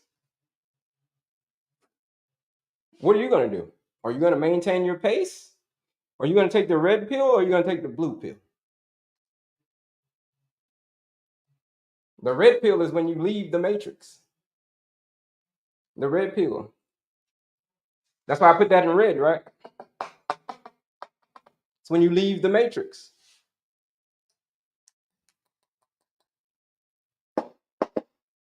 But you're going to have to do the work to leave the matrix. You're going to take that red pill. Most people will take that blue pill. That blue pill will say, if I gave people a choice to say, hey, you want to take that red pill or you take that blue pill? The red pill said you got to have to do the work to achieve a desired result. That's the only way that you're going to get it. But the blue pill says that if you just take this medication, you can hang out and watch Netflix for the rest of your life, but your life will be 15 to 20 years shorter. Which one do you think people will choose? Which one do you think they would choose? All right. Don't answer that. I can tell you which one people would choose. They'll say, no, Kelley, I want to do the work. I'll do the work, Kelley. Yeah, I'll do the work. And then the years go by and you be like, yo, well, what happened? I'll check back with him. Well, what's up with what work did you do? Well, this happened. Well. Yeah. And I say, that's life. What's life? That's life. Life is what happens to you on the way to doing something else. That's called life. It's what happens to you on the way to doing something else. It's called life. So, folks, this is the work that you're going to have to do. People aren't going to say that they don't want to do the work. They'll say, no, everybody say, I want to do the work. But here's the thing. What you do speaks so loudly that people cannot hear what you're saying. I told you, remember that saying I said earlier? Don't let your words run loose without the follow through, because you'll cheapen their value.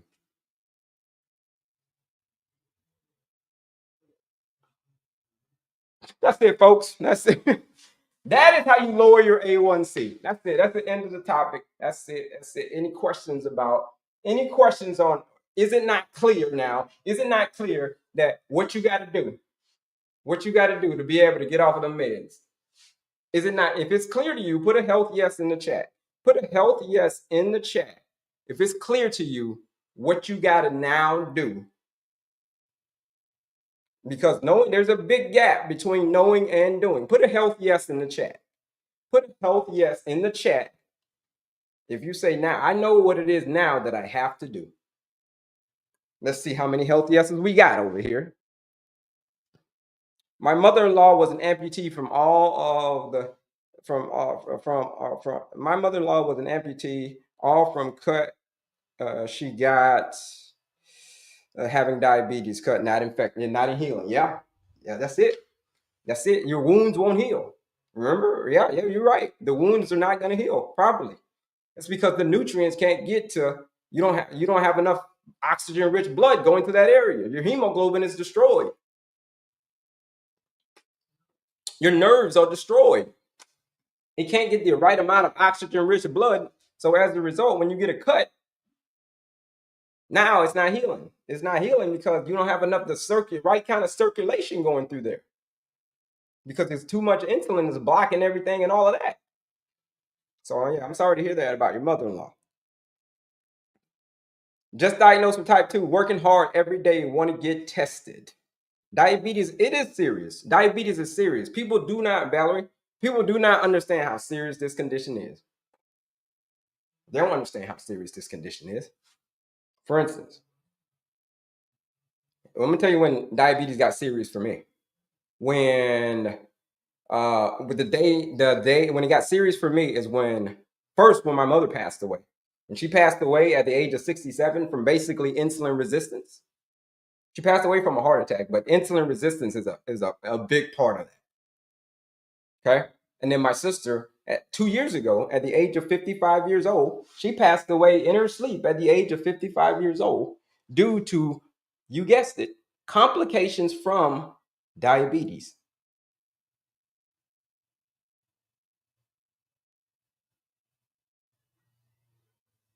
So if you don't understand how serious this condition is, folks, it is a silent assassin.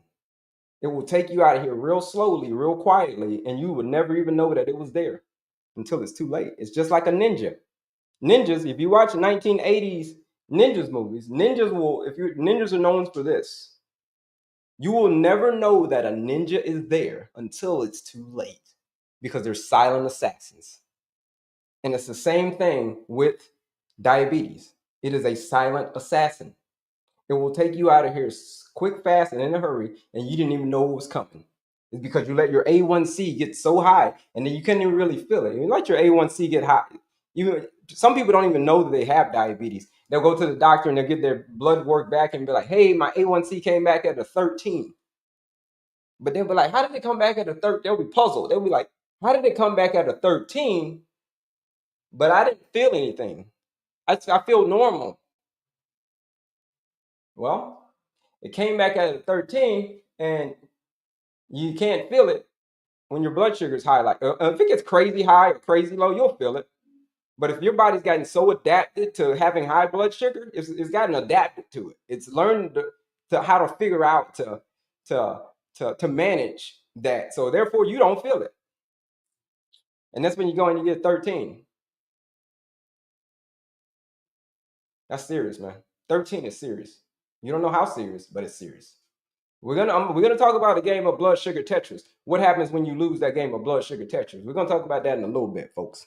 But that's it. Health, yes. You know what you got to do. If I missed the rest of sleep part, no worries. Click the link in my bio and register for the masterclass. You'll register for the masterclass. I break down this whole formula. That's where you can get it, folks. That's where you can get it. Here's where you can get everything. One last time. And then we're gonna talk about clean eating. Clean eating is next. Thank you, Diana. Clean eating is next. So get your pen and pad. If you got a pen and pad, go. This is a little 2-minute break because I'm going to talk about something. Go get your pen and pad right now because you're going to need it. You're going to need to draw all this stuff. You're going to be like, class is in session, folks. When I tell you, when I put on a class, I'm going to put on a class. Because this is what I do. I've been putting on classes for 20 years. The Navy, I told you I was in the military. The Navy taught me how to put on classes. They taught me how to be a master specialist in training, a master training specialist. That's my certification, folks. Master training specialist. So here's what it is. So go get your pen and pad right now. Click right up here. Man, do me a favor, folks. Bebop that screen, man. Bebop that screen. Let's see if we can get these hearts up there, as many as we possibly can. Bebop that screen, man. Share some love for your boy. Share this live out with anybody that you know struggling. Right here. Here's all the goodies right here. Click right up here. Click my picture again. Click that link right here. Here's where I'm pointing you in the right direction. Here's where all the goodies are, folks. The quiz, the master class right here. That master class I talked about, absolutely free. The only thing that you got to pay is attention. That's all you got to pay is attention. That's it. The master class right there. Right there, look. Register for that. And then finally, for my action takers, for my people who are saying change is not just desired anymore. They just don't desire change. They actually are ready for change. This is the 14-day blood sugar reset challenge, right? 14-day blood sugar reset challenge. What are we doing on the challenge? 14 days, folks. 14 days. You are stepping into my world for 14 days, right? And when you step into my world for 14 days, here's what's going to happen.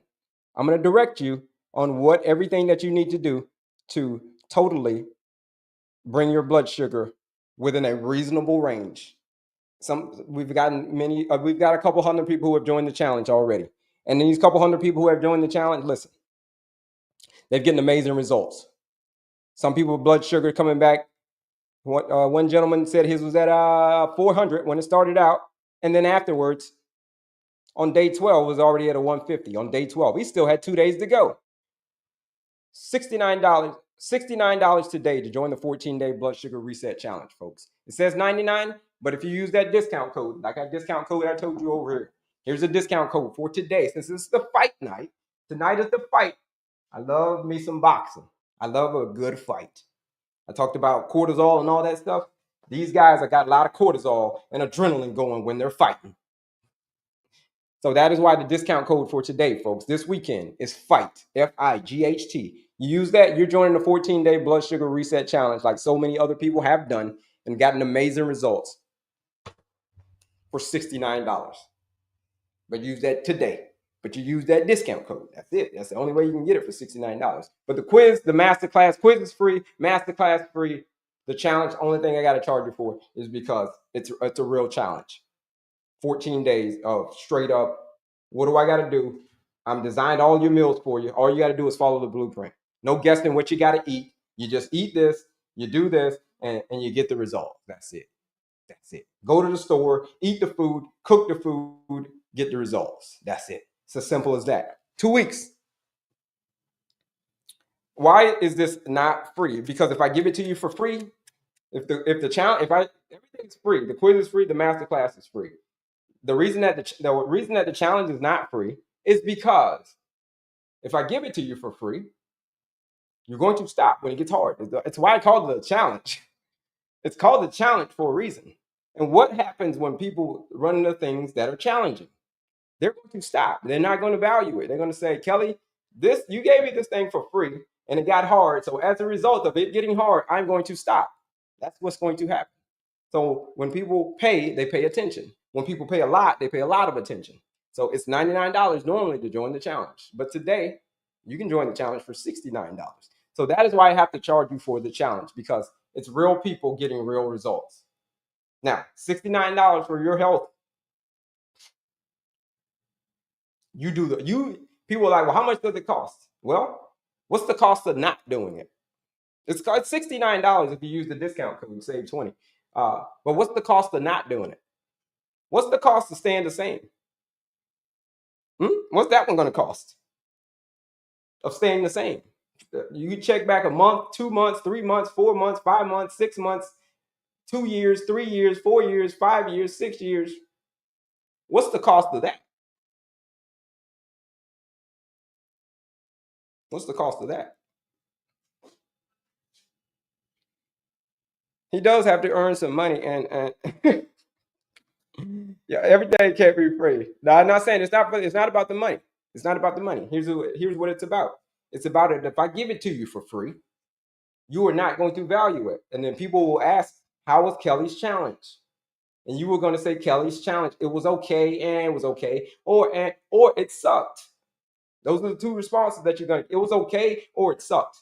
But the part that you're not going to tell them is you never finished the challenge, and then you didn't finish the challenge because it got hard.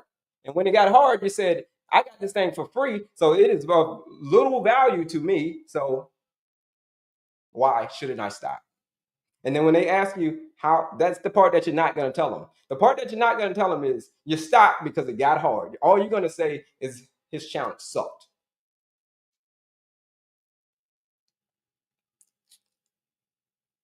I don't have diabetes, but my iron is low. Yeah, yeah. Uh, can be only because insulin resistance. Can't be only because insulin resistance. Possible death. It's all about food choices, right? Yeah, possible. Yeah, you can possibly check up out of here. You can quite possibly check. You are going to. We're all going to check up out of here.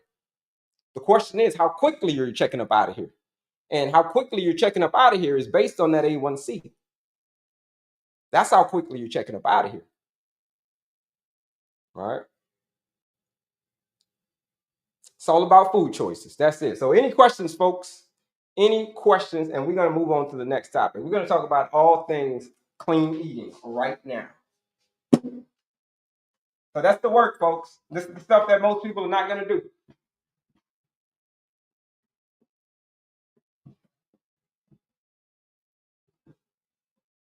This is stuff that most people are not going to do. All right. Uh, yes. Basically, same as diabetes, just didn't reach that. Oh, that's for somebody else.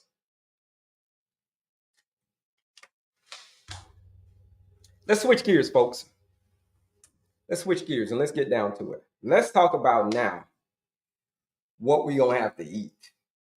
Because you said, Kelley, you said, yeah, I'm gonna have to do the work. You said, yeah, Kelley, I know that I've been talking a lot all these past 10, 15 years, and then now the people are not even listening to me anymore because I've cheapened the value of my words.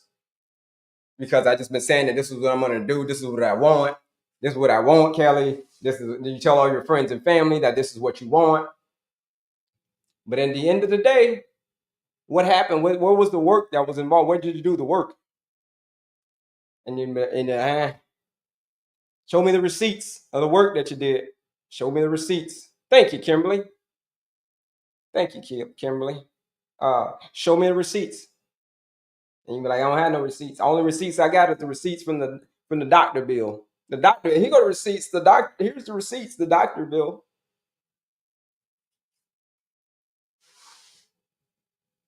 You gonna have to do the work.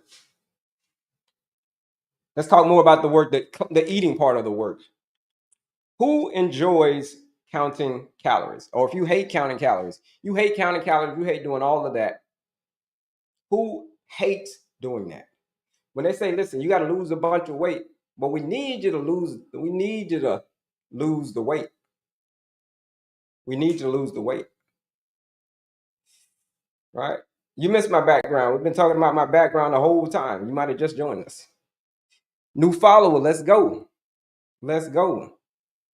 Just punch me into Google. You'll see my background. But that's what we've been talking about, my background the whole time.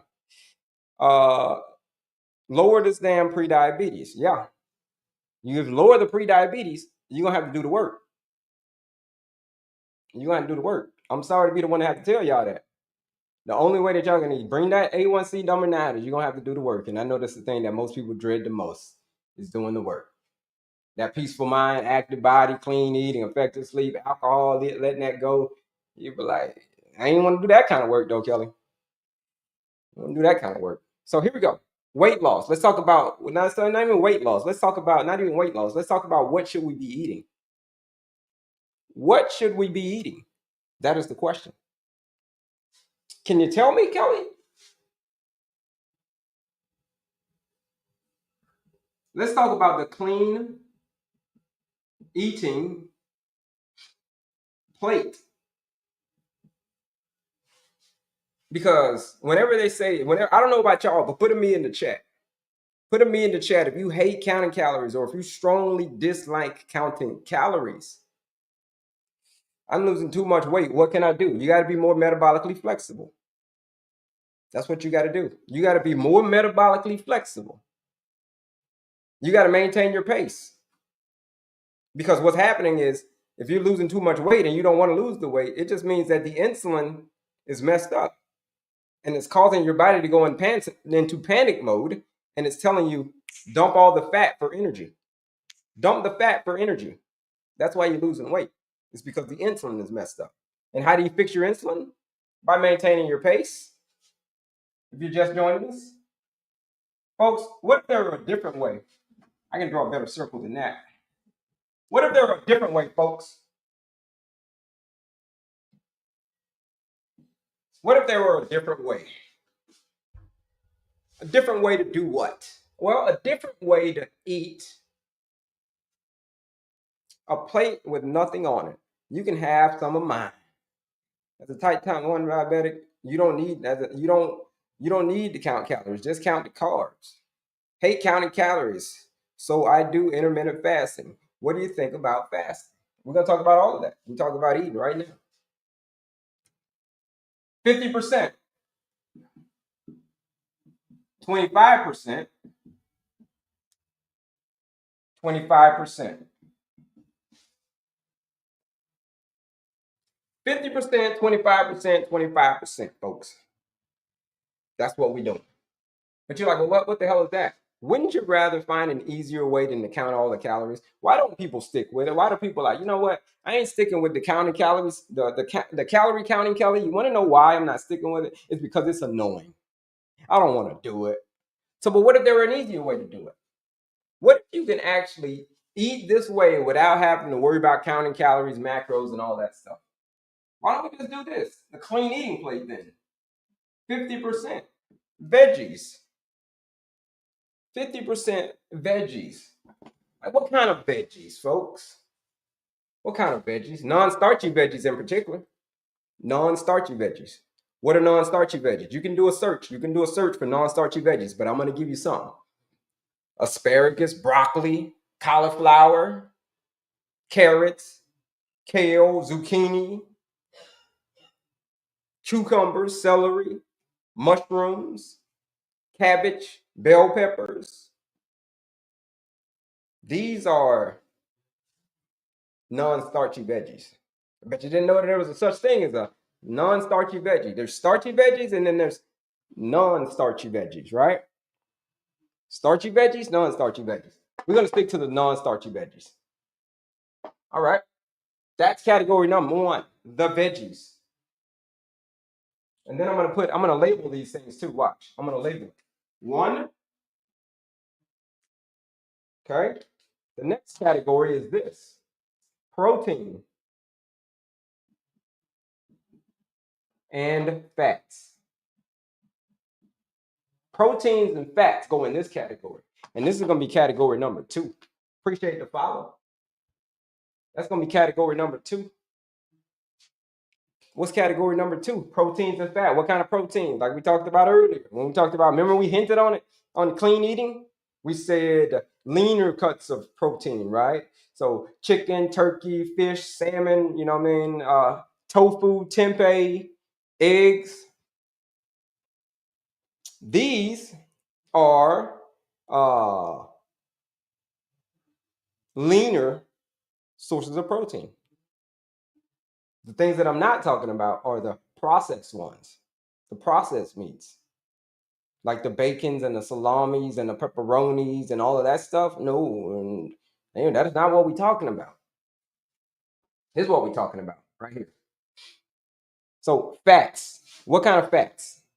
Well, healthy fats, avocados, nuts and seeds.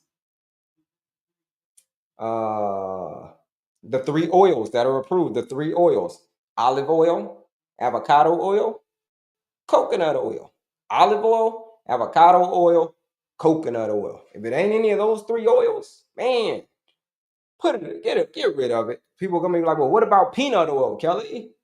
No, if it's not avocado oil, if it's not coconut oil, if it's not olive oil, man, throw that thing in the trash. Like if today's Saturday and it's trash day, put that thing in the trash, man. Put it in the trash.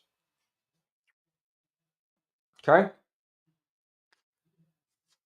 Peanut butter, single ingredient peanut butter. Almond butter, single ingredient almond butter. This says almonds on there. Like I said, avocados. These are healthy fats. 3, the last category is going to be carbs. And then I'm going to put right here, fruit. Watch this, fruit. Boom. And then I'm going to put a down arrow on the fruit. See that? Put a down arrow on the fruit. The reason I put a down arrow on the fruit is because there's very, very specific rules when it comes to the carbohydrates in the fruit. This category right here. So 25%, 50%, 25, 25, 25. Carbs, what kind of carbohydrates? Complex carbohydrates. Carbohydrates are complicated. They're complicated, right? Complex carbohydrates, right? What kind of complex carbohydrates? What are those? Rice, quinoa. You got potatoes, sweet potatoes, white potatoes, yellow potatoes, purple potatoes, whatever kind of potatoes. Farro's another good one. Farro, farro. Woo! These are complex carbohydrates. Now, the ones that I'm not talking about are the simple carbohydrates, like let's say for Little Debbie snack cakes, for instance, or Ho Twinkies, for instance, or all that pizza dough, for instance. Those are processed carbohydrates. Not complex, they're processed carbohydrates. Meaning they took it through a process and they amplified it. They enriched it. That's why it's called enriched. They enriched it with something. Something is enriched. Fruit. What kind of fruit? Preferably the lower glycemic fruit. Things like berries, strawberries, blackberries, raspberries, strawberries, blackberries, raspberries. What else?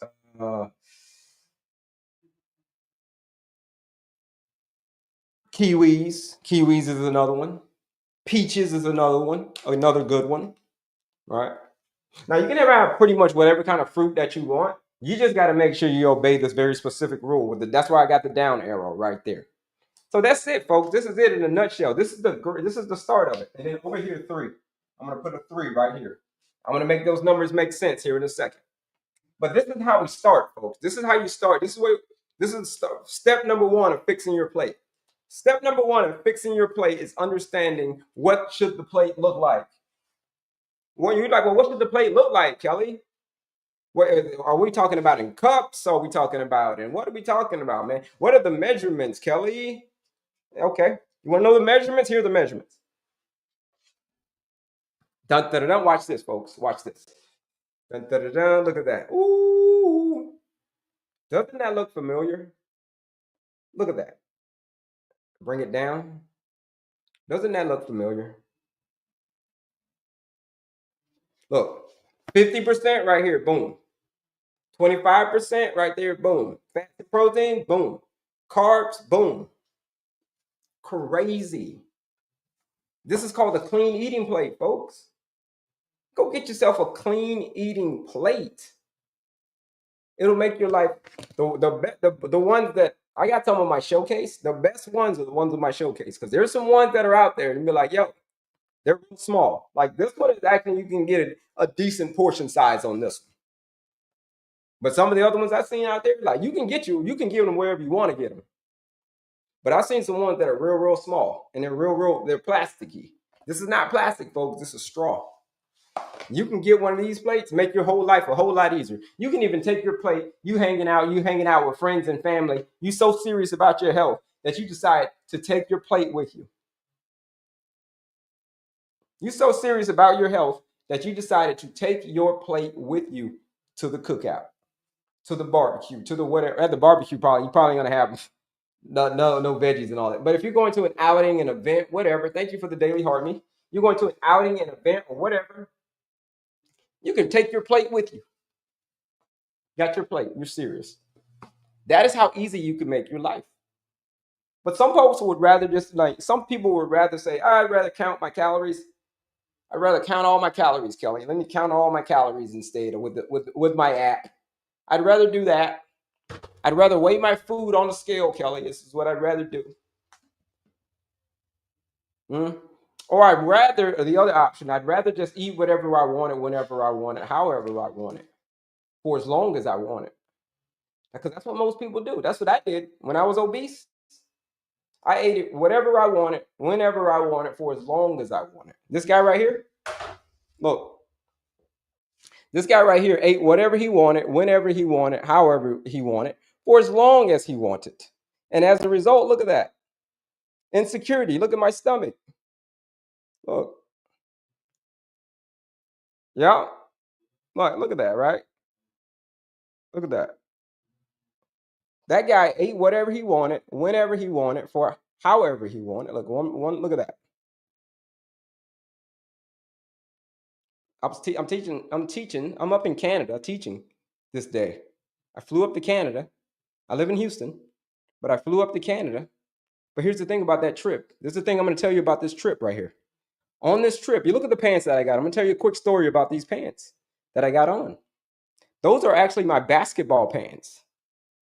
And I actually referee basketball. High school sports. Like I'm the guy that people yell at all the time, like, ref, you suck. I'm that guy. So I was going up to Canada to teach a class. I worked in corporate America at the time. I was a teacher, trainer. So I flew up there to give a class, but I had to bring my basketball pants with me. Because they were stretchy. Because I couldn't even barely fit my belt anymore. It was a struggle to fit my belt. I was literally on the last loop. I can go get the belt right now and show you the last loop, and you'll see how it's curved up. You'll see how it's curved up. The reason that belt is curved up like that is because that was my belly, like, suffocating it. Was I clean eating? Hell no. Clean eating. That was in 2019 I took that picture. Was I clean eating?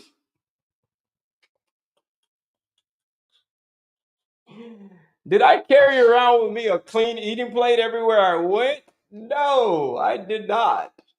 Because I was eating whatever I wanted, whenever I wanted, for however long that I wanted.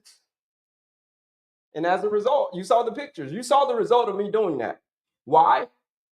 It's because I became a prisoner to my preferences. I became a prisoner to my preferences. And as a result, at the age of 40 years old, folks, I think it was 41, 41 years old, I go to the doctor and they're like, congratulations, son. You've got diabetes, you've got heart disease, and you're obese. Congratulations.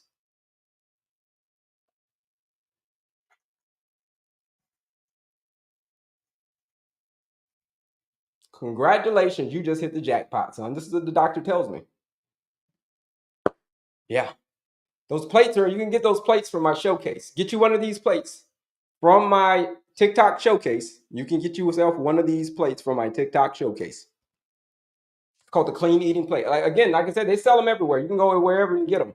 But the best one that I've seen is the one that's in my showcase because it's deep, right? See how deep it's deep, and it's a little bit bigger than most of the other plates that you'll see out there. Some of them will be like, "Yo, is that for a kid, bro?" Like, how much? Give me something to eat, man. Get you one of these. It's a much better option. Here's what you can even do. I'm going to tell y'all how to get so advanced with this thing that you can, man, we'll get advanced, but here's what you can do with the plate. You can shift the plate, actually. You can shift the plate and say, you know what? Instead of doing one day, you come in, you're like, I feel like I need more protein today, honey. So when you come home from work, you're like, can I have more protein today than veggies? So you'll be like, yeah. So you fill this side with protein. Remember the protein, the leaner cuts of protein we talked about? And you put this side, your veggies, and then you put this side over here, your carbohydrates. But here's the thing. Here's the rule. Here's why that rule exists, the down arrow. You can change all these other areas. You can give yourself more protein and less veggies, or you can play with those. You can manipulate these two numbers however you want. You can add more veggies or subtract some veggies. You can add more proteins and fats or subtract proteins and fats, right? But the idea is this. When it comes to the carbohydrates and the fruits, all that you can do is subtract. All you can do is subtract. It can max out at 25%. It can max out right here. It can max out at 25%. But you can't go higher than that. You better not be going to 26%, 30%, 40%. But you can go down. You can go down. That's the rule. You can go down you can go down to 20%. You can go down to 15%, 10%, 5%. You can even go all the way down to 0% on the carbohydrate side, because carbohydrates are great to have, but you don't need them. They're fantastic to have, but you don't need them because they're not essential. They're not essential, folks. Great to have, they're a bonus, but you don't need them. And then that's it, folks. That's the rule. Don't break the rules. Don't break the rules. There's more rules, but this. I'm gonna start you off in the baby. This is beginner stuff right now, folks. This is how I teach my clients how to eat. Teach my clients how to eat whenever everybody finishes the 14-day blood sugar reset challenge, and you decide, you know what, Kelley, I want to keep going. The reason for the 14-day blood sugar reset challenge is to show you what can happen in as little as 14 days if you change your nutrition. You change your nutrition and you streamline the effect. You streamline the process, the experience. You streamline it, and you know exactly what you're doing every single day, every day for 14 days. Guess what's going to happen? You're going to look back in 14 days, and your blood sugar is going to be totally 100% different than what it is right now. And when people are talking about, hey, I want to keep my limbs and all of that stuff, well, if you want to keep your limbs, the chances of you keeping your limbs, if you keep doing what you're doing, you probably ain't going to be keeping them limbs. If you've already got neuropathy and you keep doing what you've been doing for the next 5-10 years, I don't know how old you are. Let's just say you're 50, right? Let's just say you're 50 years old and you've got serious neuropathy. And in the event that, let's just say you keep going this way about another 10 years and nothing's changed. By the time you turn 60, instead of you celebrating that 60th birthday, like you going out on a cruise or whatever and all of that stuff, it's probably a good chance that you're going to have an amputee. It's, like I told you, when I go to the VA, you think I'm playing. When I go to the VA, I used to be in the Navy. When I go to the VA and I get my checkups at the VA, they say, I look at the people and I look at my environment and I look at all the people who are amputees.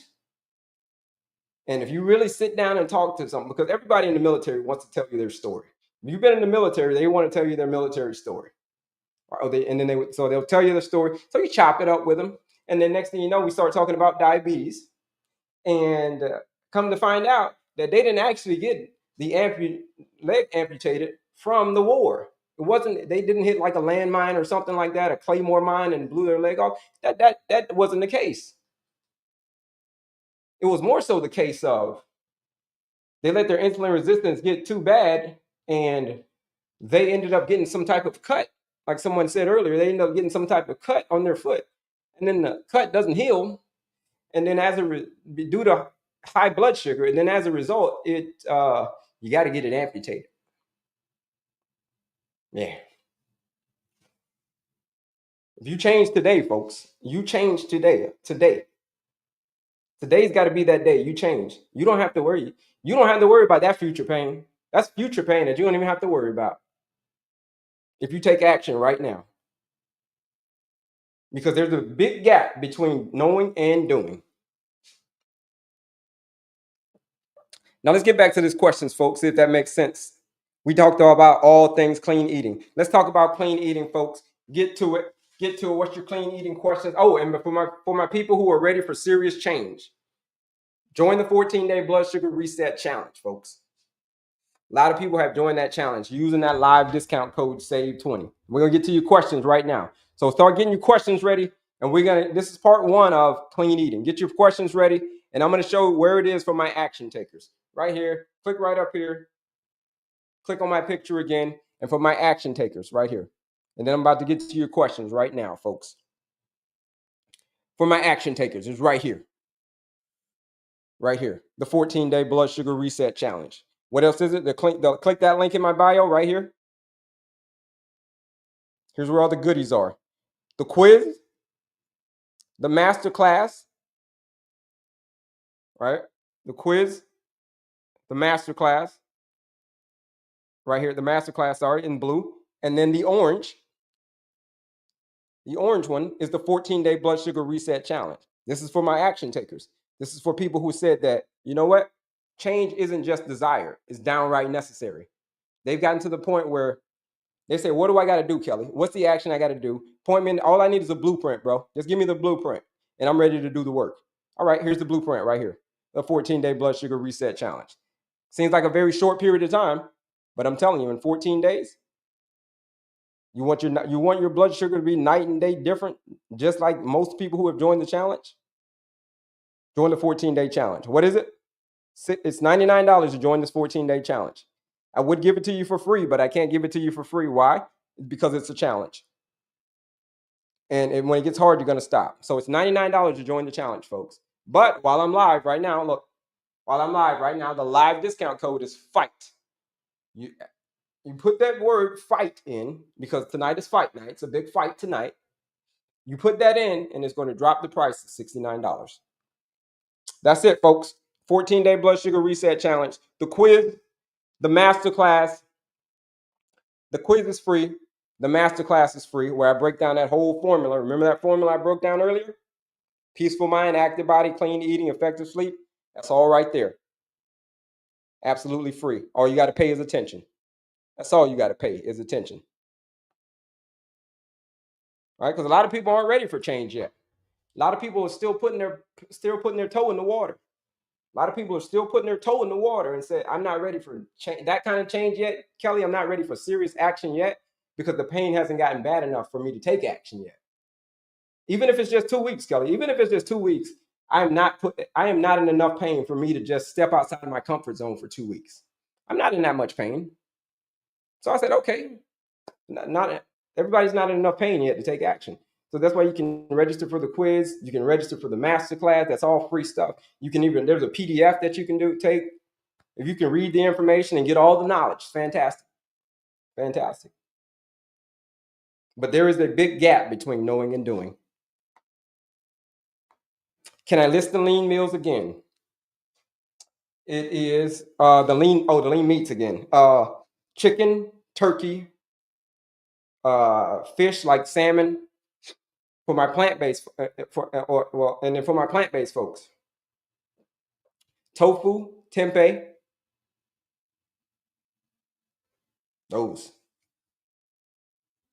Eggs, you can do egg. That's not plant-based, but eggs too. You can do eggs. But the ones that I'm not referring to are the processed ones. These are not considered clean eating. Bacon, salami, sausages, you know what I mean? Bratwurst, boudin for my Louisiana folks. These are pepperonis, hot dogs. These are all processed meats. Can I juice veggies? You damn right. You damn right. Tofu full of soy. So let's talk about that. Soy. So there's a difference between people trip me out. It's funny though, when you talk about tofu and estrogen and all that stuff, how estrogen and all that stuff. But because that's why I say, hey, don't eat tofu. Don't eat because why? Because of the soy, they say. Well, here's the thing. There's 2 types of soys. There's the estrogen, sorry. There's 2 types of estrogen that they talk about. There's real estrogen, like from a cow. That's a real estrogen. And then you got phytoestrogen. That phyto means plant. It's a different type of estrogen. So phytoestrogen. Not the estrogen that you get from a cow when they're about to have a baby and all those hormones start raging. The hormones that's in the milk. And that's real estrogen. Phytoestrogen is your body processes phytoestrogen way different than it does real estrogen, like from a cow, right? Here's what I want. Here's what when people here's what I want y'all to do, folks. There's a lecture. This gentleman puts it on. His name's Walter Veith, and it's called Utterly Amazing. Utterly Amazing. And he's going to talk to you about all that, the soy and the soys and the dairies and all the estrogen and what that really is. He's a zoologist, so he can break it down way better than I can.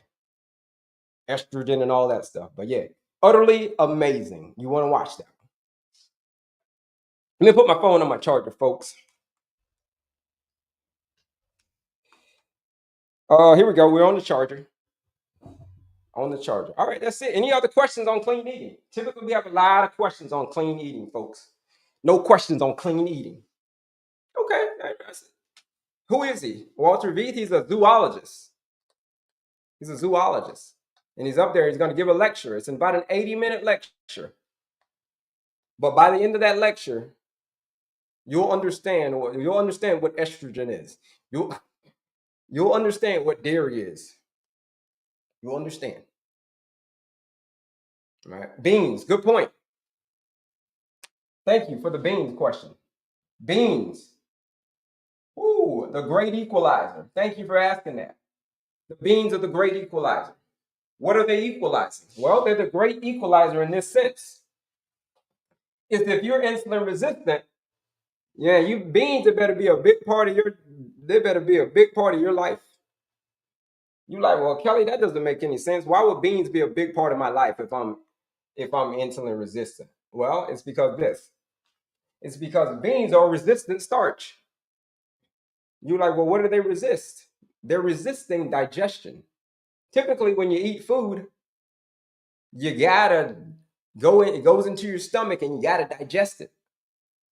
And then it leaves your body eventually, right? Goes through your large intestines and it leaves your body. But beans are different. So when you eat beans, they go in your stomach, churns up in your stomach, and then it goes into your small intestines. At that point, your body is supposed to start digesting the beans when it gets into, the food when it gets into your small intestines, most food. But when they're resistant starch, beans, they resist digestion. They can't be digested. So you're like, well, Kelley, why would I want to eat some beans if I can't even digest them, man? Dry beans. Dry beans. So somebody just joined the 14-day blood sugar reset challenge. Shout out to them. Shout out to them for joining the challenge. They use the live discount code FIGHT. Shout out to them. Your life will never be the same. Your blood sugar won't be the same anymore, right? Your blood sugar. Shout out to the folks who just joined the 14-day blood sugar reset challenge. What kind of beans?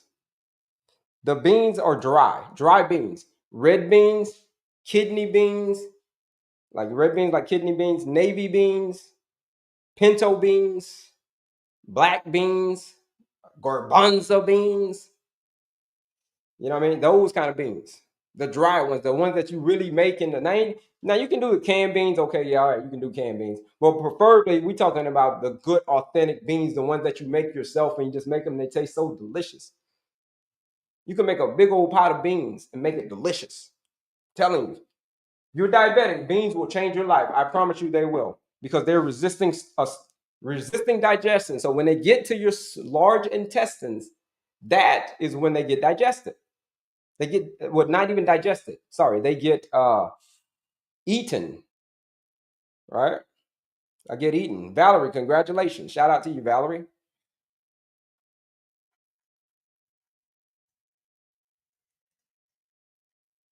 Check your email. Check your email. Everything went to your email. Even check your spam. Sometimes it goes to spam. But check your email with some welcome emails.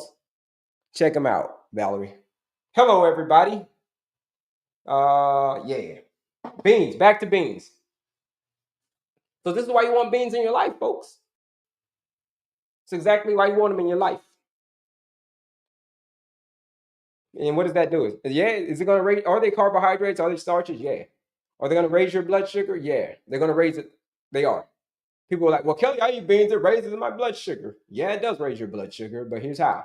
It raises it very, very slowly because they're resisting digestion. So they're resisting that digestion. So they're getting the release of glucose is so slow that your insulin has a chance to respond. Insulin is like, yeah, we know that our blood sugar is rising, but we've been resistant for so long. You're giving us a chance to respond. This is what insulin is thanking you. Insulin is like, you're giving me a chance to respond. Whenever you eat beans, it's like you're giving me a chance to respond. Instead of you eating the rice on an empty stomach, if you eat rice on an empty stomach, or a donut on an empty stomach, or a sugary drink on an empty, a Coke on an empty stomach, it's gonna cause your blood sugar to go up real, real fast. Spike, it's called. You've heard of that before, a spike. And when it spikes, whoo, insulin is like in panic mode now because it hasn't had a chance to respond. So as a result, you've become more and more and more insulin resistant because you got to have more and more insulin. But when you eat beans, you make beans a big part of your life. Man, your insulin is like, thank you, I've had a chance to respond. So as a result, as time goes by, I'm becoming more and more insulin sensitive. More and more insulin sensitive. So this is it, folks. I'm telling you, this is the work that you're going to have to do. And then this is the work that people are going to be like, Kelley, I am not doing that type of work, bro. I would just rather go to my doc and get a prescription. Okay, Kelley? How about fiber? Also, where on the plate those beans go? Yeah, the fiber, let's answer that question. Let's address that question. The beans have fiber. The beans have fiber. So when the beans have fiber, check it out.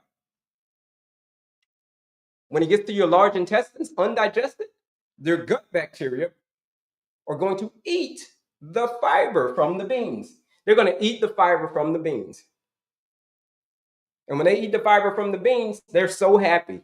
And that's why people are always telling you, hey, make sure you have good gut health. Make sure you have some good gut health, right? Why? It's because when you have good gut health, that means that your body is expressing health, great health. All the, the saying, all chronic diseases, all chronic illnesses start with a poor gut.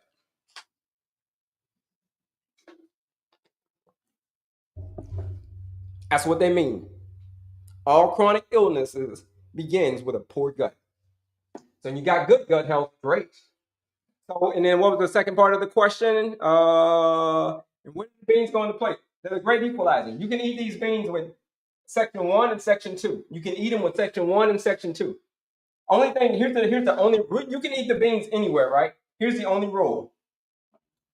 If you're severely insulin resistant, if your A1C is real, real high, if you're severely insulin resistant and you're not insulin sensitive, you should not eat beans and rice together. You should not eat beans and rice together if you are severely insulin resistant. Can normal people who are not insulin resistant eat beans and rice together? Yeah, they can.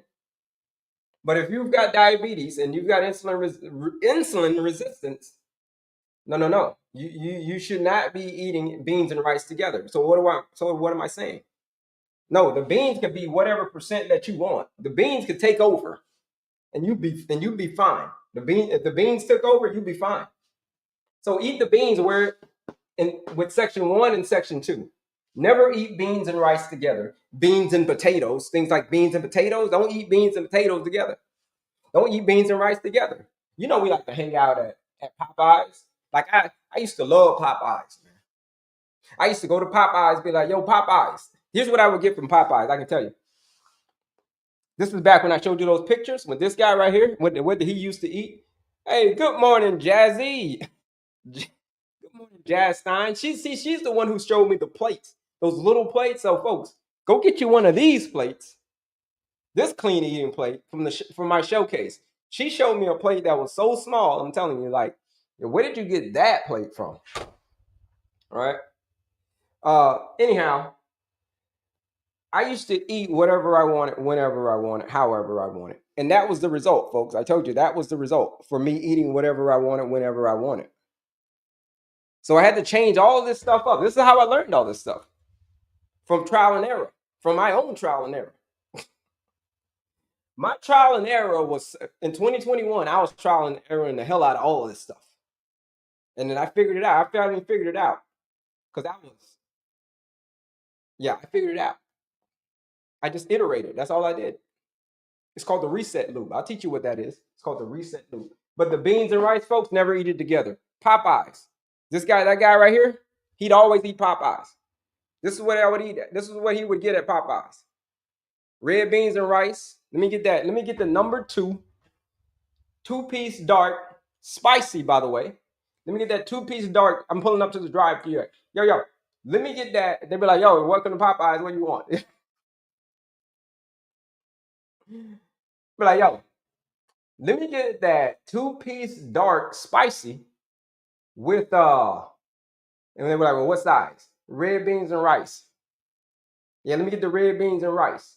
They'd be like, all right, your total is $7.57. Pull through. They'd be like, and then if you added the drink to it, they'd be like, you want the drink? Like, yeah, let me get the fruit punch.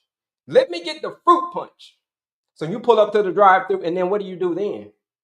And then you'd be like, anything else? Like, yeah, let me get some hot sauce and honey. And what do you do with that honey? You put all of that honey onto your biscuit. So you ate the red beans and rice with the biscuit, with the honey, with the flour, from the chicken, all that white flour from the chicken. Do you want to know what that's going to do to your blood sugar? Do you want to know what that used to do to this guy's blood sugar? You want to know why I became a diabetic, folks? You want to know why I became a diabetic? It's because I thought that I could eat whatever. I thought that I became a slave to my preferences. I became a prisoner to my own preferences. And as a result, diabetes, heart disease, obesity. Eating beans and rice together, eating all the stuff that I shouldn't be eating. You know what I'm saying?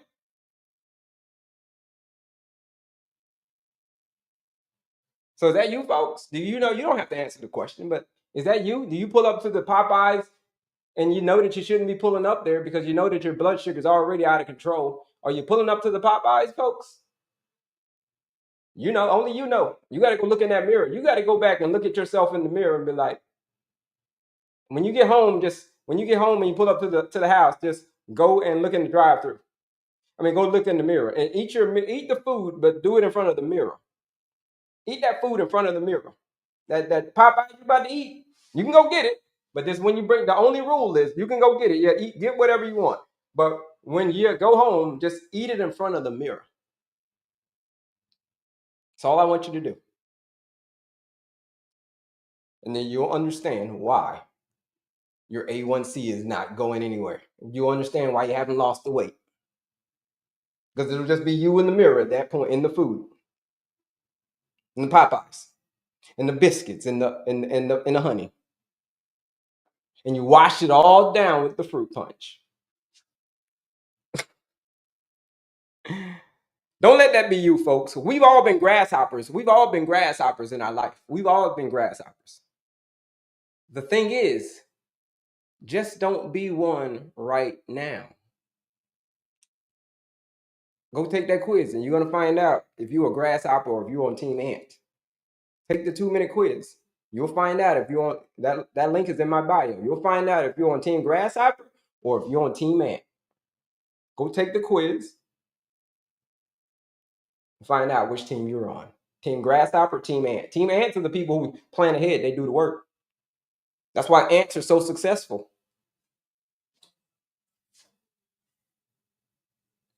Here we go. So eat beans instead of rice, potatoes, and cups of berries. Is that okay?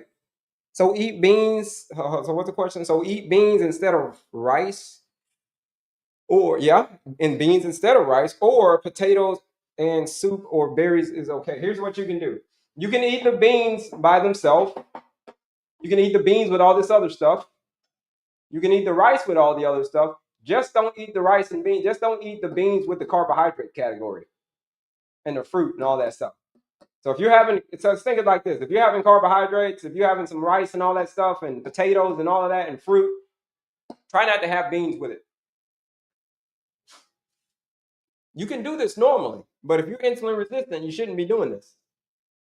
You shouldn't be doing that because it's going to raise your blood sugar. It's going to raise your blood sugar, even though these beans are resistant starch. It's still, when you combine it with the carbs, woo, man.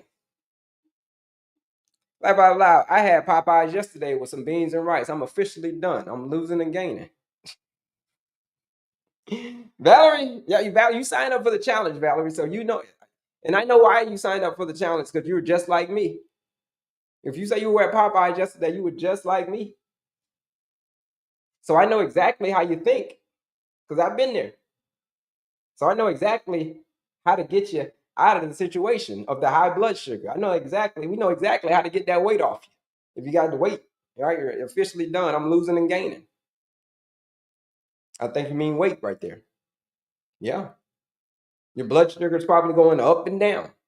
Yeah. I'm a worm. All right. Any other questions, folks? Any other questions? This is it, man. This is how you do it. Oh, last section on this. 1, 2, 3. 1, 2, 3. That's it. This is how you eat it, folks. You eat section 1. You eat this section first. Then you eat this section second on your plate, and then you eat that section third. So first, second, third. First, second, third, and then you loop it all the way back around. That's how it goes. That's how you master this plate, folks. Now I know that this is a lot of information I'm giving you, but it's a game of cat and mouse. It's a game of cat and mouse. It's a lot to this. We just scratching the surface on this. Trust me. I do this for a living, folks. Trust me. I teach people how to eat all day. Trust me. And I have clients are just like, what about this? Well, what happens when this happens? So you eat like this based on how your body's responding. You can get to a plateau.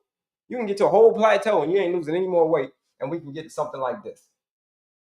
We're gonna start playing chess with this board now.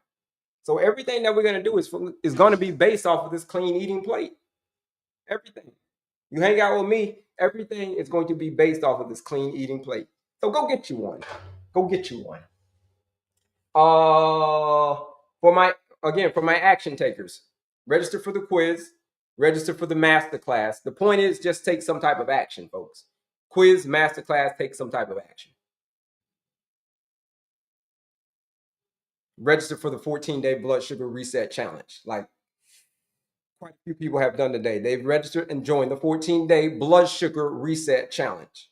Are you going to be the type of person that just sits back on your hand when these people are coming back in 2 weeks saying like, yo, listen, this is what happened to me in 2 weeks. I locked in for 2 weeks. I focused for 2 weeks. You focus for 2 weeks. You follow one course until successful. That's what it means to focus, folks. Follow one course until successful. You want to join the challenge? Use the live discount code FIGHT, because there's a big fight on tonight. If you're a big boxing fan, who you got for the fight tonight? If you're a big boxing fan, fight fan, put the word fight in the chat. If you're going to be watching that fight tonight, and it's free, by the way, it's free. You're going to be watching that fight tonight, put fight in the chat. If you put, and then when you join the challenge, you're joining the challenge instead of $99, what the normal price is to join the challenge. Man, you joining the challenge for how much? $69 today. You joining that challenge instead of $99. Why? Because it's fight week. That's why. Are there insulin tests? You daggone right there is, and it's called a C-peptide test and a fasting insulin test. Also, is there an order like protein first? Yeah, veggies then carb. Yeah, that's it. Veggies first, protein. That's why I got the 1, 2, 3, right? 1, 2, 3. Remember that? Eat your veggies first, proteins and fats second. Boom. Third, carbohydrates last. That's why I labeled it that way. 1, 2, 3. 1, 2, 3. Yeah. Is there insulin test? Like I said, yeah. C-peptide. This is the test that most people don't want to go take. You're asking if there's tests, but people aren't going to go want to take this test when I tell them what it is. When I tell people what this test is, most people are not going to go ask their doctor for this test. Why? It's because you got to go look at. That means is that mirror that I talked about. That mirror that I talked about looking in, that people don't want to look in. Like, yo, I looked in this mirror, bro. And when I looked in this mirror, um, I had to know that I had to do the work. And most people are like, yo, I ain't gonna do the work, Kelley. I ain't gonna do it. Is there an yep. Let me see. What's the best breakfast I can have? Oh, that's another good question. A great question. We talked about 1, 2, 3, right? I told you there's always a lot of questions on clean eating. 1, 2, 3. For breakfast, you're just gonna focus on sections 1 and sections 2. Section 1 and section 2. That's it. What is that? Veggies, proteins, and fats. Veggies, proteins, and fats for breakfast. We're not doing section 3 for breakfast. So no 3 for breakfast. So if we're talking things like what's 3? Well, we're talking things like, well, what about oatmeal? Isn't oatmeal? Can I have oatmeal? That's going to go in section 3. That's not breakfast food. Okay. That's not. You can eat it a certain way. I can teach you how to eat it, but never just wake up in the morning and just eat a bowl of empty oatmeal, just oatmeal with brown sugar on an empty stomach. Don't do that, especially if you're battling insulin resistance, right? Eat a savory breakfast. A savory breakfast. What is a savory breakfast? A protein, a fat, and a veggie.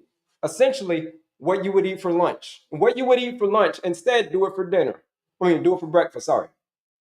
Whatever you would eat for lunch, do it for breakfast. All right.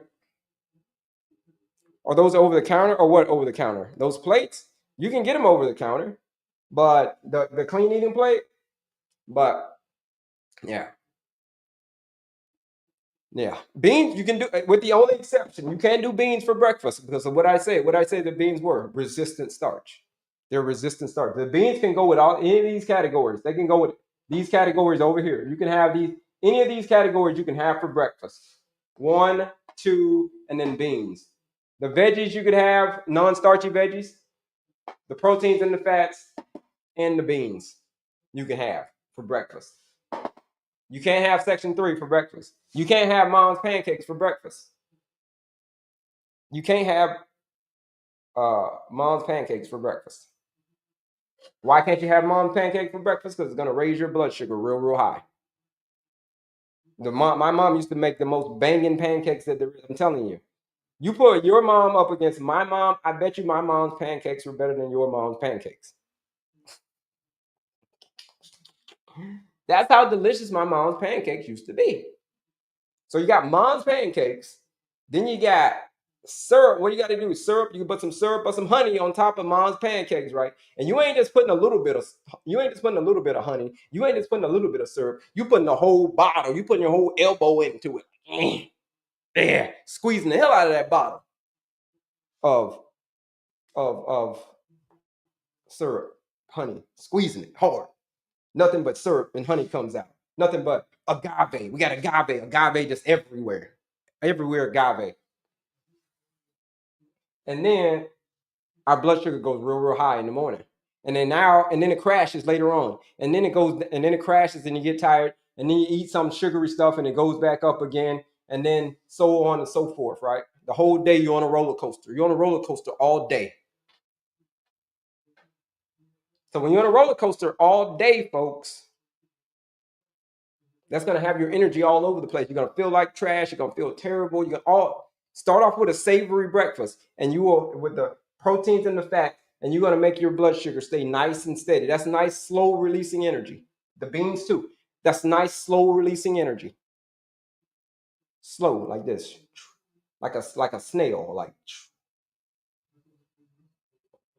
And then that slow releasing energy is causing you to feel like, woo, you're feeling nice and calm and cool and collected. You're calm, you're chill because your blood sugars are stable. So you're not getting hangry. When your blood sugars aren't stable, when your blood sugar is high, and when it starts to crash, That's when you start to get hangry. You know what I mean when I get you know how it is when you get hangry. Ooh, man, you're gonna give your husband hell. You're gonna give your wife hell. You're gonna give your spouse hell.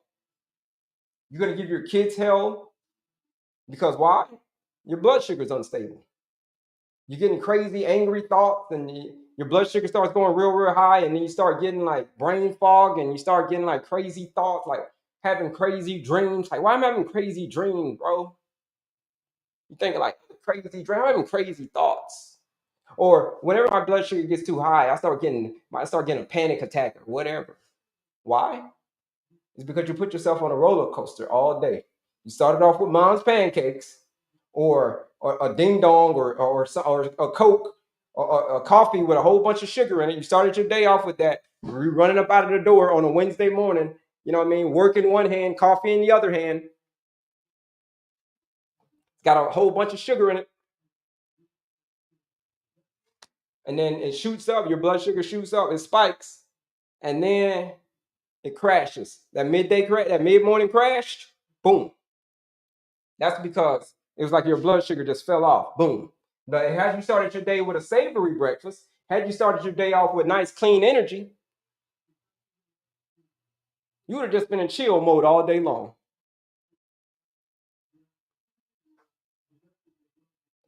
Eggs for breakfast and with toast and avocado. I would leave the toast out, right? We talked about, right? No number 3 for breakfast. Leave the number 3 out. So what can you have for breakfast? Bro, that's what we've been talking about. That's what we just spent 5 minutes on talking about breakfast. Breakfast, man. A savory breakfast. Simplest way to say it is whatever you eat, here's the simplest way to say what to eat, remember what to eat for breakfast. Whatever you would eat for lunch, minus the carbs, minus section 3, minus this section over here. Right? Minus this section over here for breakfast. Whatever you would just say, oh, what should I be eating for breakfast? Oh, yeah.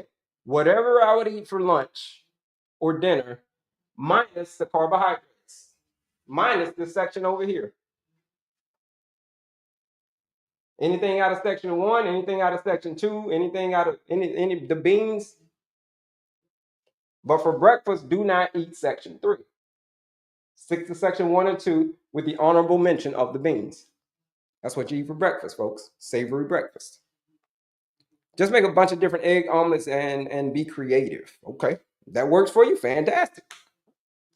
Can I just eat a grapefruit for breakfast alone? No, you can't. Because what you just did is you just eat naked carbs. You just ate naked carbs, Valerie. You ate naked fruit. You ate naked fruit.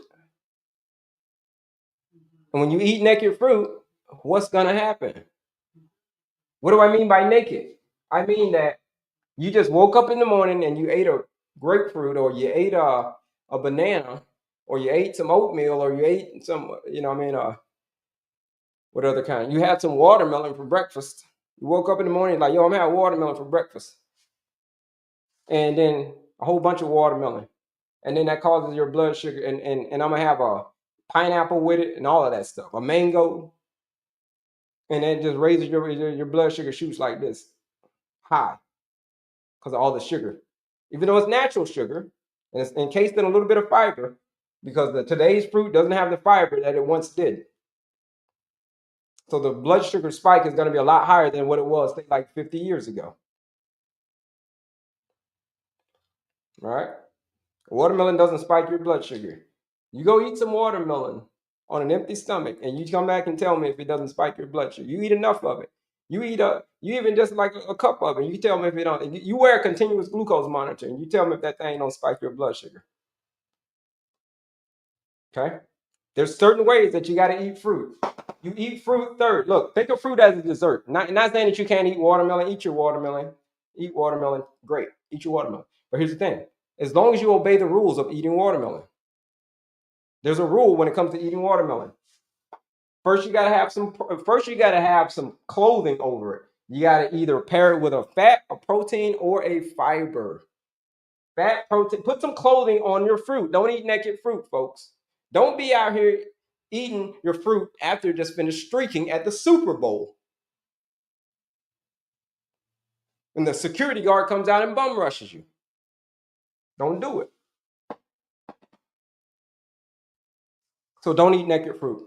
Always eat section, either have section 1 and 2 with it, or just simply think of fruit as a dessert. When would you eat a dessert? You'd eat it after your meal, right? That's when you'd eat it.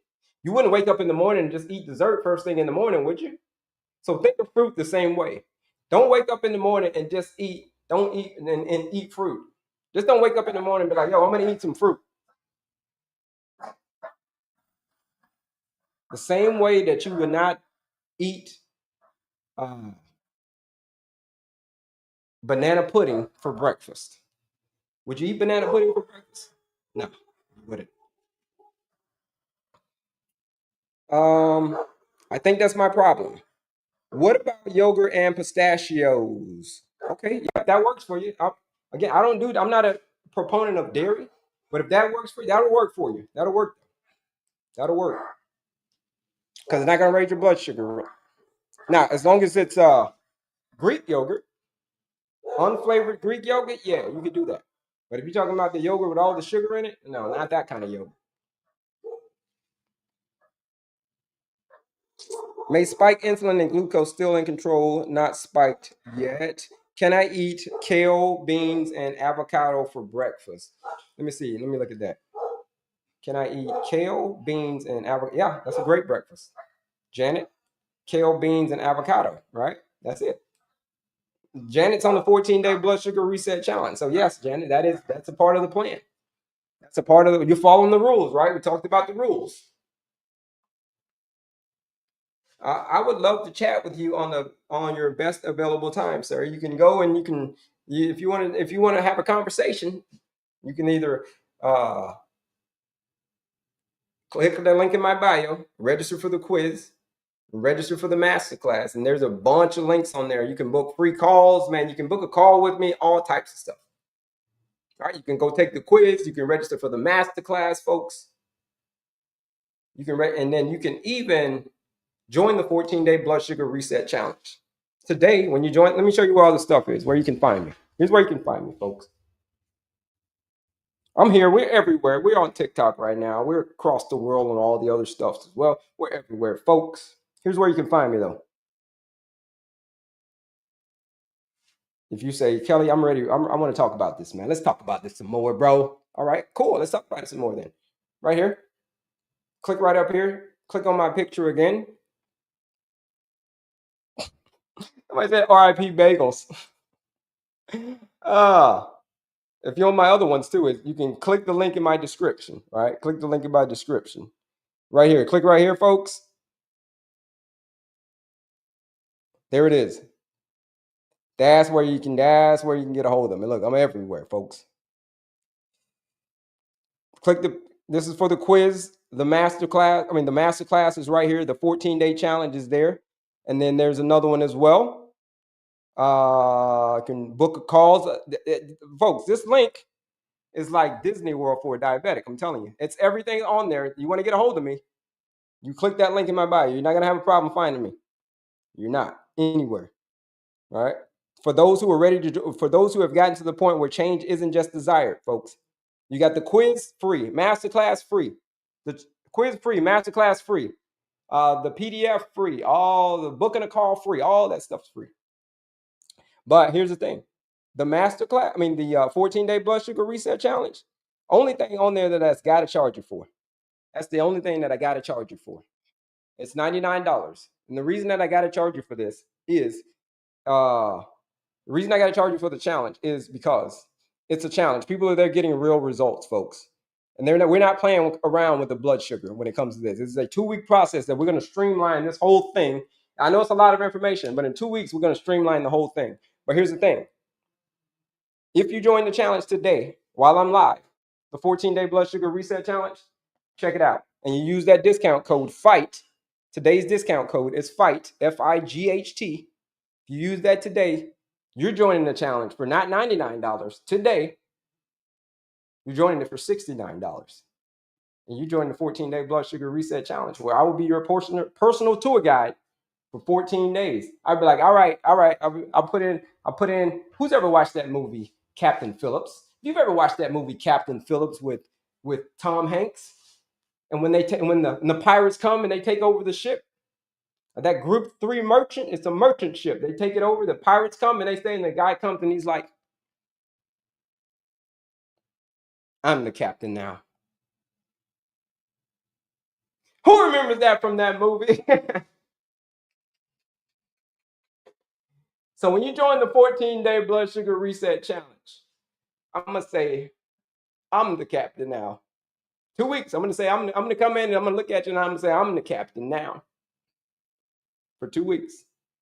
And for 14 days, 42 meals, we got it all mapped out for you.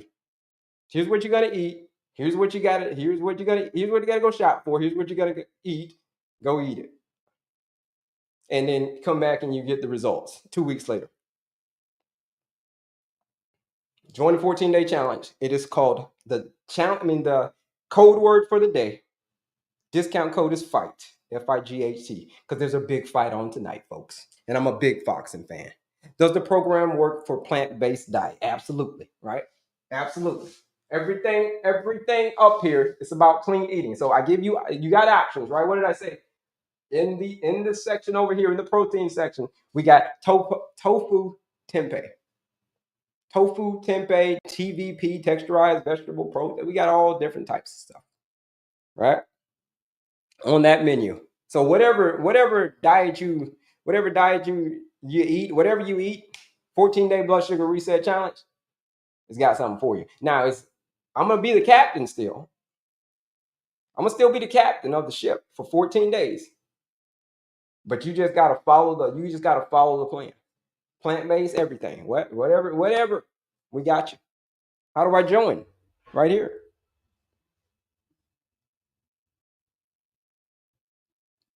Right here. Click right up here. And then click on my picture again. You got to click on my picture again, though. And then you click right here. And then you join right here, folks. There's where you join. Right there, the orange one. There's where you join right there. Accept the challenge. Says $99. The next screen. What's the discount code? FIGHT. FIGHT. $69. You just joined the 14-day blood sugar reset challenge. And I promise you, your life is not going to ever be the same again. Right? All right. So that's it. For any other questions? I'm gonna take a minute, bro. I'm gonna take a minute. I'm gonna go use the little boys' room, right? And then I'm gonna come back, and then we're gonna talk about that game that I told you about, the game of blood sugar Tetris. We're gonna learn how to play a game, but it's a serious game. You might think that it's a game, but it's actually a serious game, folks. And it's called the game of blood sugar Tetris. Thank you, Kelley. You shared very informative information that's needed in my life. You're quite welcome, Valerie. I will be back, folks. While I'm gone, click that link in my bio. I'll be back in a minute or so. I'm just gonna use the little boys' room. But when I come back, man, we're gonna talk more about the game of blood sugar Tetris. But while I'm doing that, click that link in my bio, folks. Register for the quiz, the master class. Uh, join the 14-day blood sugar reset challenge, the PDF, book calls. Man, it's all. That's all. It's everything is free except for the challenge. Right. Only thing that you gotta pay is you gotta pay attention. That's it. I'll be back, folks. I'll be back.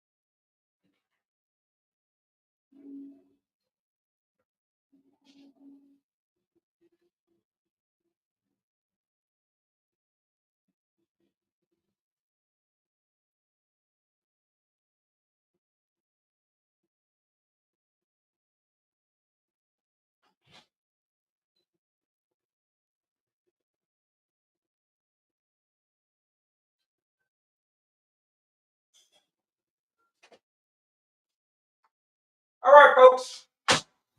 We're back. We're back.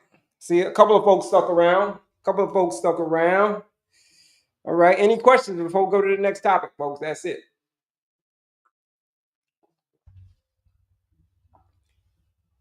How you spell tempeh? Exactly how you got it right there. You just put an H on the end.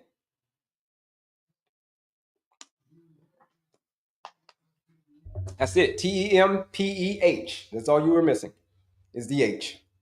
So that's it. Now, folks, let's shift gears a little bit. Let's start upping the stakes a little bit. Let's start upping the stakes a little bit.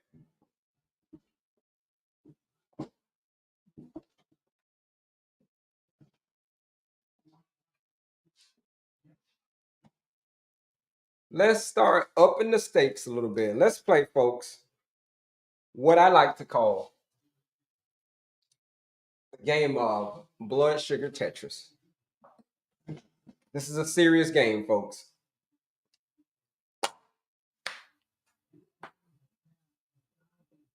Blood sugar Tetris.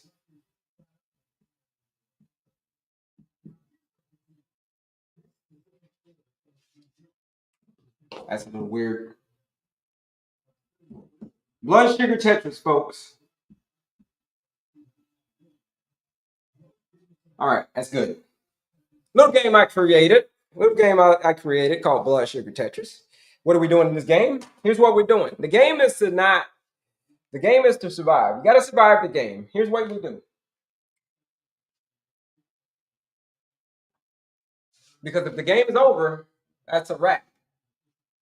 That's a wrap if the game's over. Tetris goes like this. I'm going to show you the little blocks. I'm going to show you what I mean. If you've never heard of Tetris,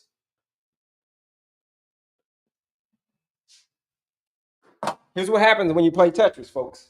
Here's what it looks like. I'm going to show you what it looks like when you play Tetris. Tetris right here.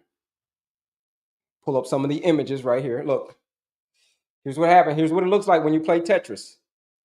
I'll show it on both. Here's what it looks like when you play Tetris. Everybody seen that? Remember that game, right? You remember this game of Tetris? Who remembers that? Yeah. And what is the point of the game? The point of the game is to take those blocks and to get them in the right locations.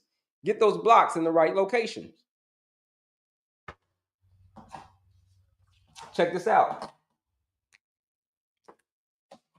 But you got pieces. The game has pieces.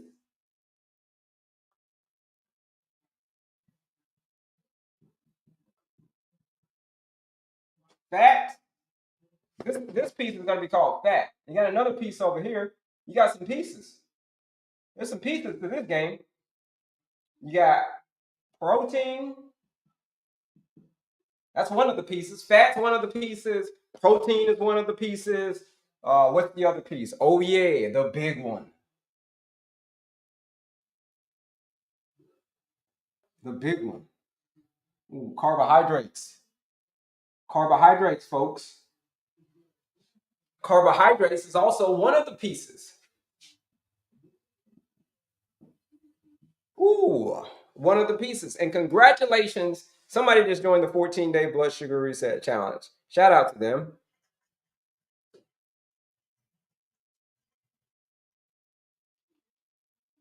They use that live discount code, folks. Not save 20. Today's live discount code is FIGHT. That is the live discount code that they use during the 14-day blood sugar reset challenge. Congratulations. We're gonna teach you how to win this game of blood sugar Tetris. That's what we're doing in the 14. What are we doing in the 14-day challenge? We're teaching you how to play this game. Watch this. Here's how you play the game of Tetris. Check this out. We teach you how to become a master player. The point is to get these pieces down into the blocks real good, right? So you fit them. And then the first piece is the fats. Folks, put in the chat if you know what happens to your blood sugar whenever you eat fats. Whenever you eat fats, folks, what happens to your blood sugar? Can you tell me what happens to your blood sugar? Does it go up? Does it stabilize? Does it go down? What does it do? Does it do nothing? I mean, what does it do? Does it go up? What does it do whenever you eat fats? Things like avocados, nuts and seeds, olive oil, avocado oil, peanuts, peanut butter, single ingredient peanut butter with no sugar. What happens to your blood sugar when you eat a bunch of healthy fats? Can you tell me? Yeah, put it in there. Put it in the chat, folks. So we got some no spikes. We got some no spikes. Okay, let's see what else. What happens to your blood sugar, folks, whenever we eat these fats? Any guesses? Okay, somebody says it stabilizes. Somebody says it stabilizes. Okay, it drops. Somebody said, okay, right? Fat. Yeah, this is what happens whenever you eat fat, folks. That's it. Let me see. It drops. Somebody puts, yeah. Whenever you eat fats, here's what happens. Nothing. Remember I told you this is why you're going to eat this for breakfast, healthy fats for breakfast, because nothing's going to happen. Little to no action is going to happen. It's just going to stay smooth and steady throughout the day. Woo, smooth and steady throughout the day. That's what it's going to do, smooth and steady. Whenever you eat fats, pretty much your blood sugar is just going to stay stable just like that. Woo, it's going to stay real stable. So when you play a game of Tetris, these blocks, so whenever you eat fat and you're playing a game of Tetris, these are the tiny blocks, the fat.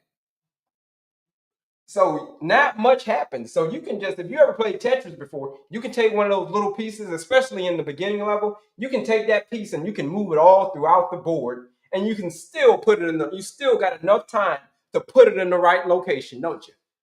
You still got enough time to put all those blocks in the right location. The fats. They can go side to side to side. They're coming down real, because they're coming real slow. Yeah. Okay. So that's what happens when you eat fats, folks. Nothing at all happens to your blood sugar. Little to nothing happens to your blood sugar. But all right, let's increase the stakes. What happens to your, now what happens to your, well, let's go to the next level. We're on the next level now. We're leveled up. We're level 1, we conquered level 1. Okay, boom, level 2 of the game. We're on level 2 now of the game. We're on level 2 of the game of Tetris. Game of Tetris, folks, is what we're playing. We're on level 2 now. Okay, we're on level 2 of Tetris. And what happens on level 2? Now we're eating protein. What happens when we eat protein? Folks, what happens to your blood sugar whenever you eat protein? Can you tell me, folks? Can you tell me what happens when you eat when you're eating protein? What happens to your blood sugar? Throw it in the chat, folks. What happens whenever you eat protein? Can you tell me? No guesses. Nobody knows what happens to your. What do you? Well, what do you think happens then? What do you think happens to your blood sugar whenever you eat protein, like chicken, turkey, eggs, salmon, tofu, tempeh? What happens? Up one block, except yeah, you got to up the one block, except chicken. Blood sugar goes up. Yep, them blocks. Yep, them blood sugar goes up. Up the one block. Yeah, here's the thing. The protein is going to raise your blood sugar, but here's the thing. It's going to be so insignificant, really, that it's not really a factor. Why? It's because your body has, the insulin has a chance to respond to the protein, to bring it, because it's coming in slowly. It's coming in slowly, and it's very, very insignificant. It's kind of like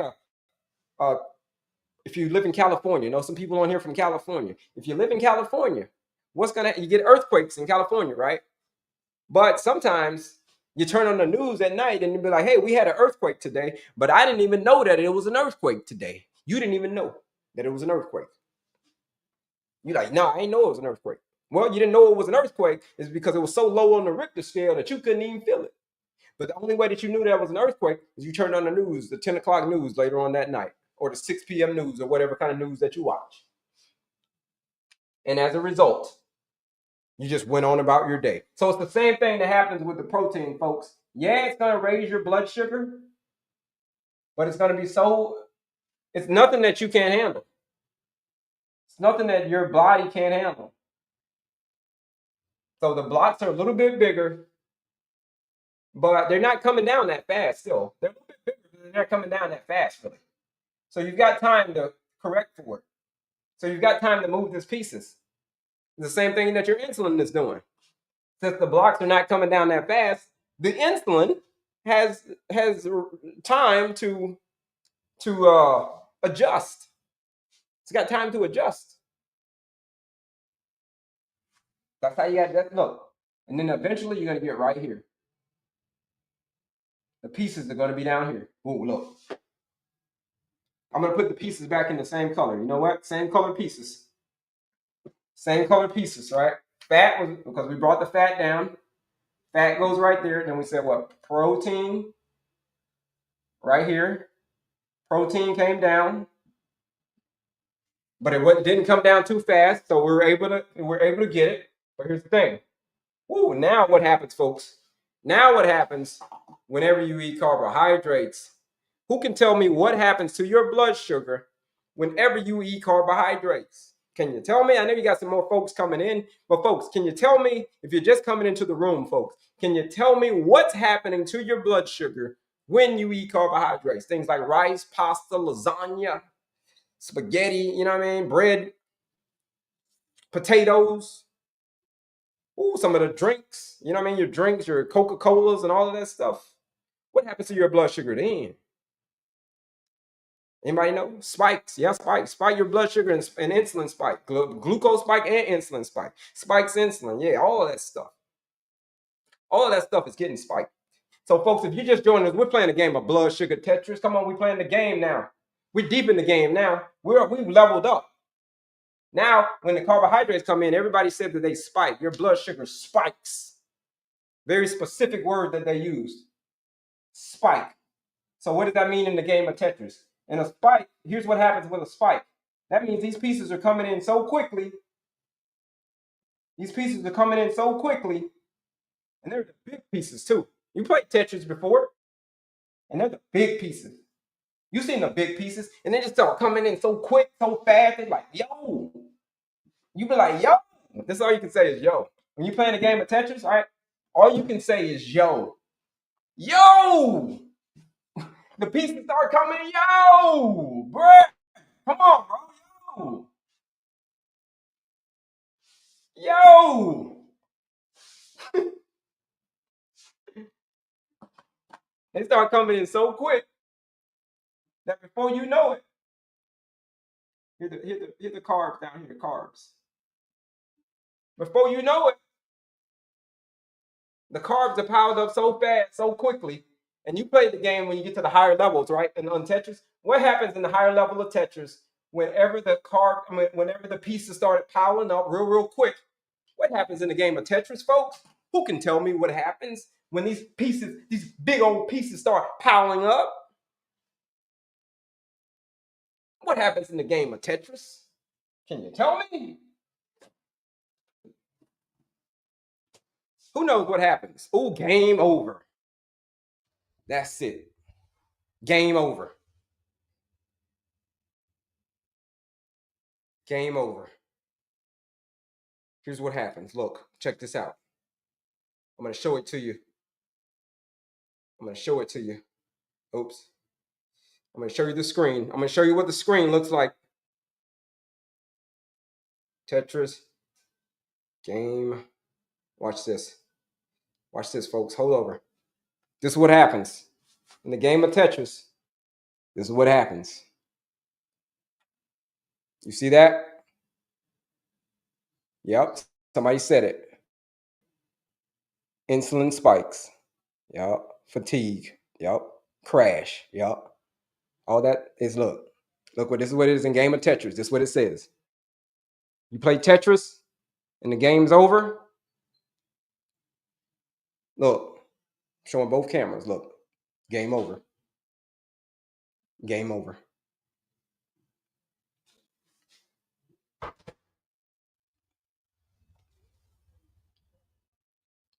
Folks, I'm here to tell you that if you do not learn how to play this game of Tetris, like in real life, when it's no longer a game at this point, if you do not learn how to play this game in real life,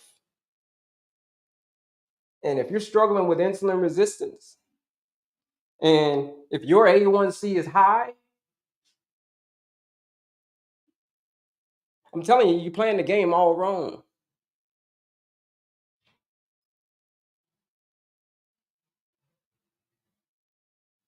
See how many times I'm blinking? You're playing the game all wrong.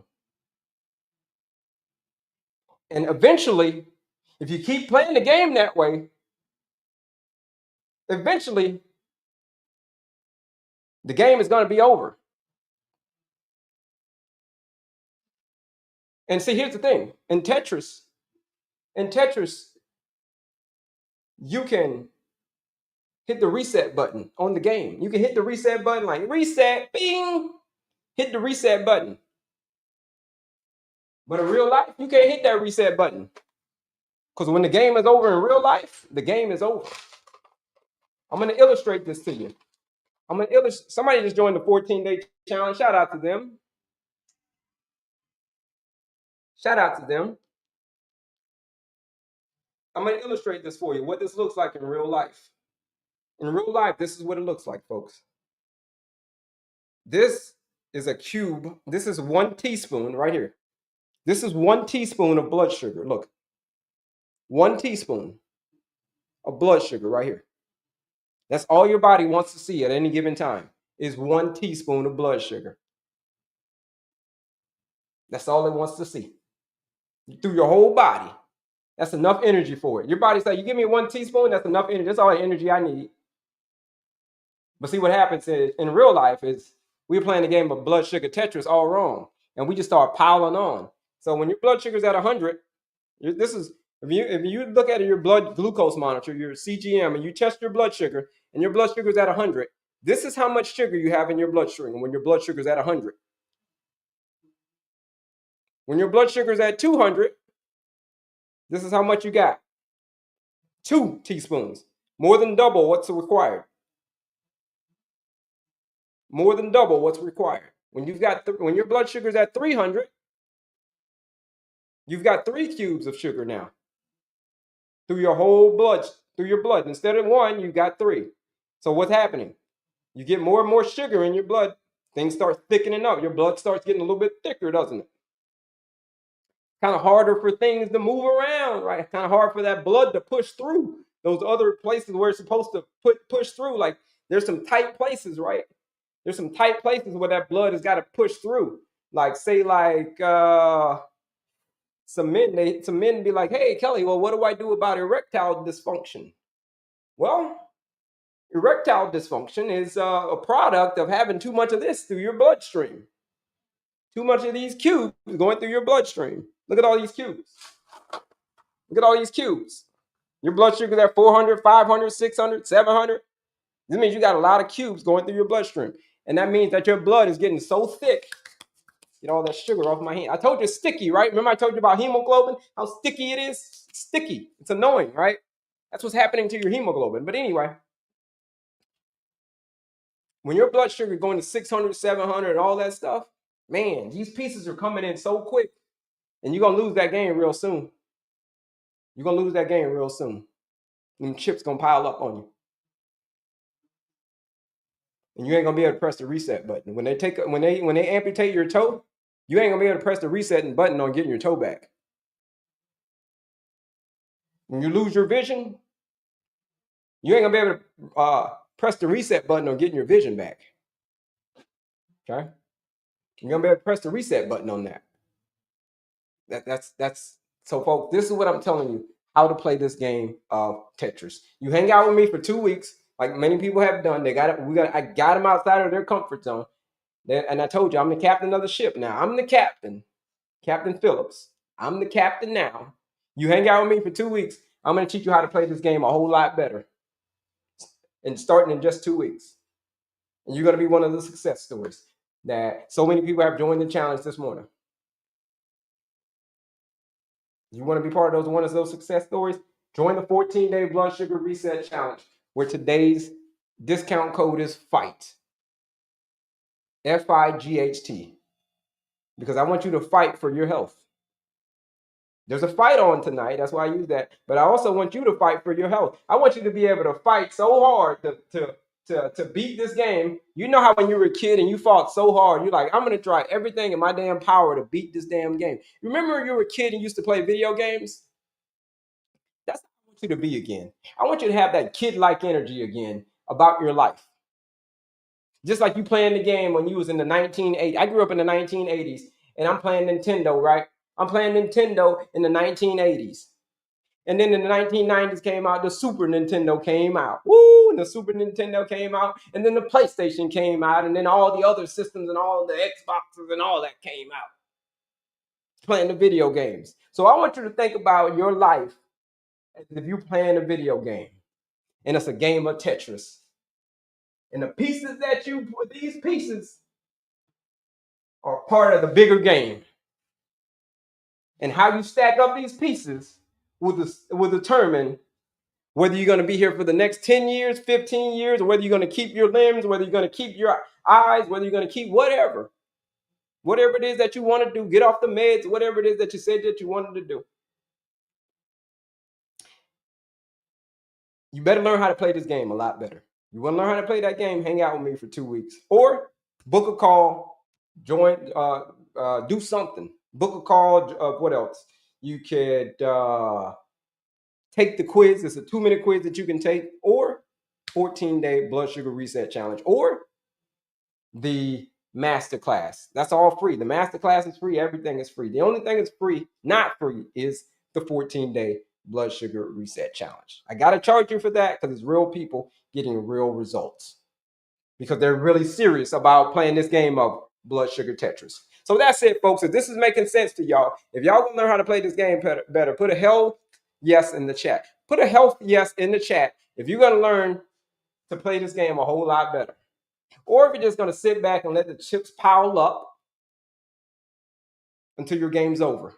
Way quicker than what it should be. Probably by like 15, 20 years. Probably by like 15, 20 years quicker than what it should be.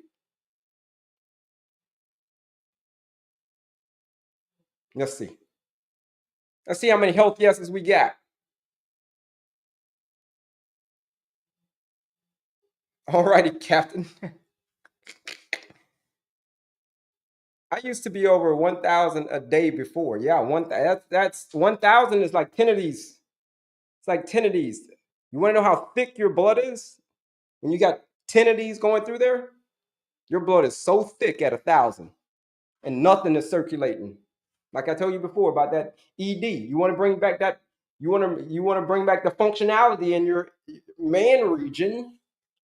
It starts with playing this game a whole lot better. And then that blood will start to loosen up and start not being as thick. And then, you know what I'm saying, where it gets into those tiny places that I'm talking about, those capillaries. The blood can start getting back in there again, and you can be back to yourself again. You know what I'm saying? How many calories can you consume a day if you're dieting? We're not dieting. That's the thing, though. You missed that part, man. You missed that part. We ain't dieting. I don't do dieting on mine. We do lifestyle changes over here, man. We don't do that counting calories. You missed that part. Yeah. Come back on Monday. I'll be back on Monday. Come back on Monday. And we'll talk more about clean eating. You know what I mean? I'm new here. Health, yes. Health, yes. All right. Let's see. Why didn't my endocrinologist explain it like this? Well, because what's in it for them? If your endocrinologist explains it to you like that, what's in it for them? They're gonna lose you as a patient if you go do the action. They tell you to go do the work and explain it to you like that. They know that you're gonna do the work because it comes from a doctor. Doctor is the most trusted profession that there is. So of course they're not gonna tell it to you like this because that goes against their bottom line. How they gonna drive? How they gonna ride a Ferrari around? They can't ride a Ferrari around if you do the work yourself. They can't have these big houses and pay off student loans. They can't do that if you're well. So that's why they didn't tell you that.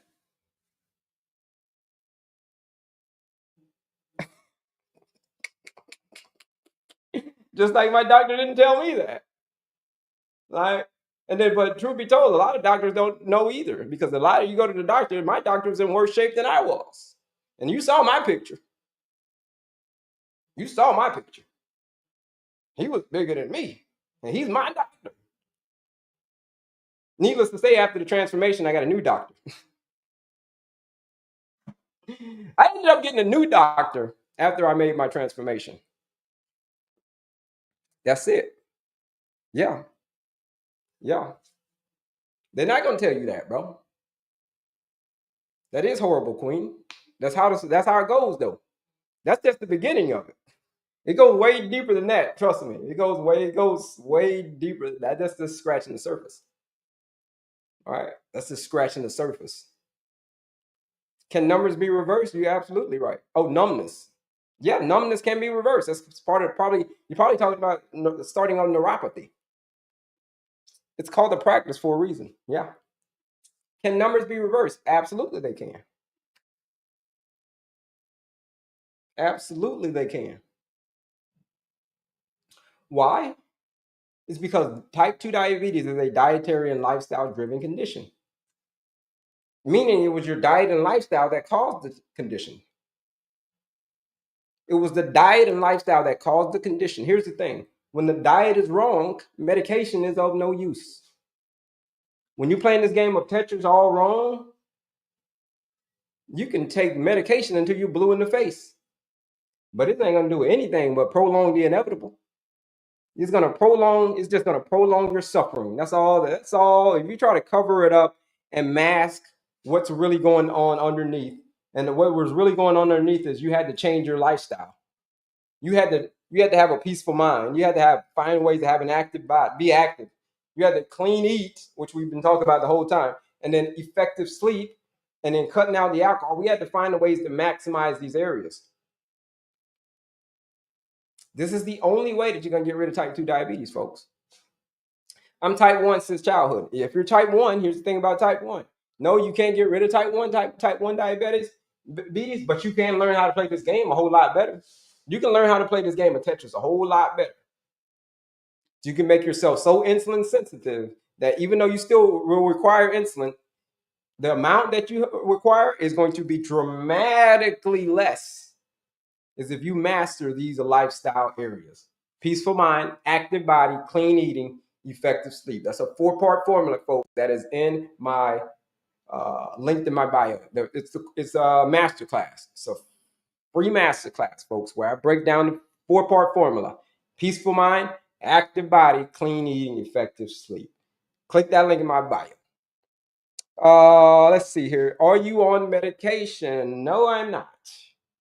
I am not. Here's why. Here's why I'm not on medication. It's because, you see what my shirt says today? Don't wish it was easier, wish you were better. I could when I got prescribed the medication, I did get prescribed the medication. I did. I did. The doctor was like, here's a statin, bro. Me and my doctor were cool, so we called each other bro. Here's a statin, bro. Here's a here's statin. What else they gave me? Oh, metformin. Here's metformin, bro. When mine got to a 6 and a 5, they're like, here you go, bro. Here's your prescription. Right. So I said, I appreciate that, doc, but I think I'm gonna take my health into my own hands. So I didn't wish it was easier. I wish that I was better. So I got better. I had to go get better because the person that I wanted to be wasn't the person who I was at the time. This was the person who I was at the time. Right here. This was the person who I was at the time. I'm going to show you. Look at that. This is the person who I was at the time.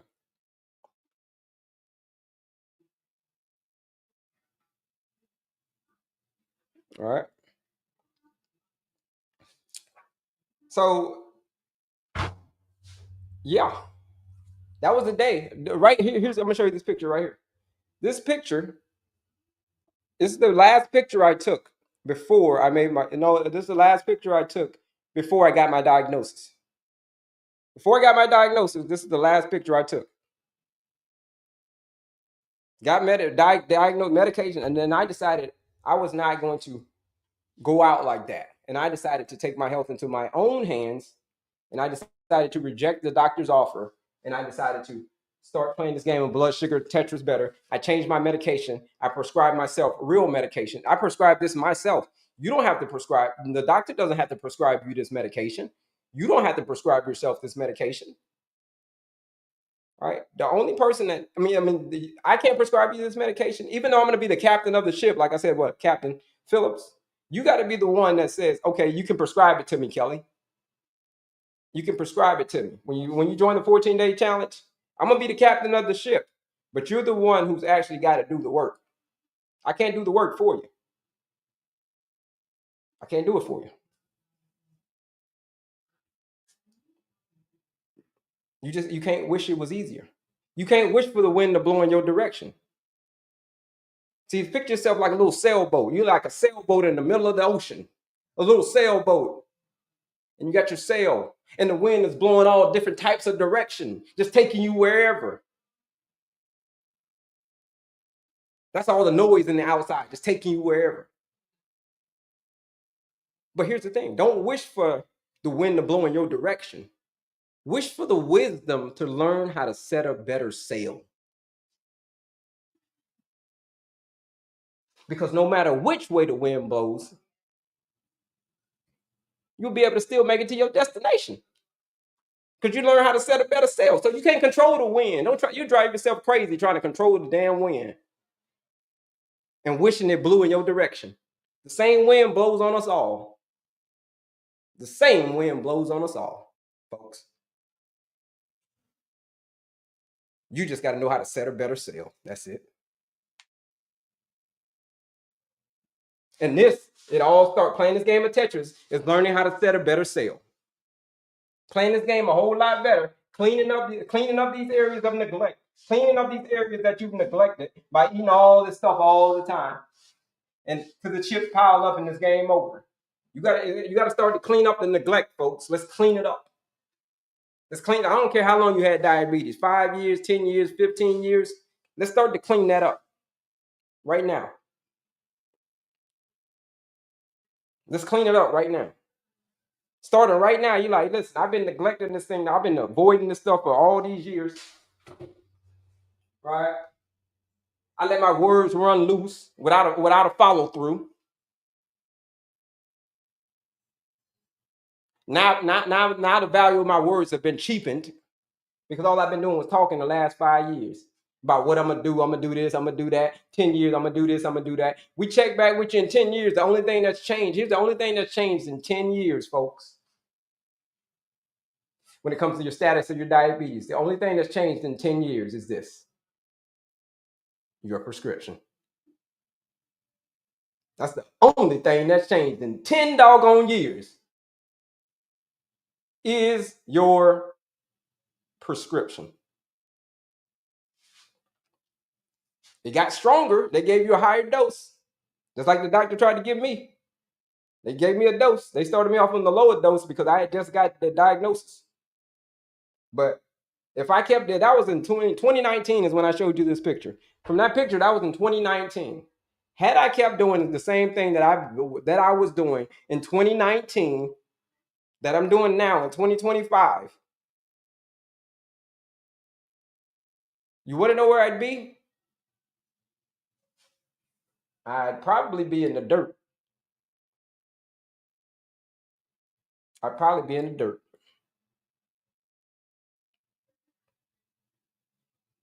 So it all starts with you, folks. So don't be a prisoner to your preferences.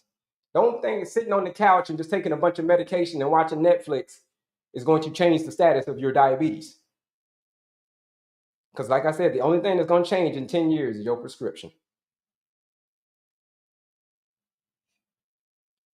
What about fried rice and olive oil? No fried rice. We're going to get rid of the fried. We get rid of the fried stuff as much as we possibly can. No, even if it is an olive oil. All right, no fried rice. Diet and exercise control for 30 years. 100% vegan. Change your diet, change your life. There it is. You had to change, right? Something had to change. Something had to change. You had to change your life. Change your diet, change your life. That's it. Because when the diet is wrong, medication is of no use. But when the diet is correct, medication is of no need. Right? That's it. Shaking my head. I hate this diabetes. I know I have to change for the better. That's it. A lot of people know, though. A lot of people do know, Queen 78. A lot of people know that they have to change. They do. They know it. They know that there's work involved. But here's the thing. I want you to remember, I want you to jot this one down. And I'm not picking on you, but I'm just saying this is for everybody. Here's the thing. There is a big gap between knowing and doing. There's a big gap. A lot of people know what they got to do. But it's a big gap. It ain't even a gap. It's a damn canyon. So for some people, it's a canyon. Some people, the gap is small. It's a narrow gap that you gotta fill it with your habits, right?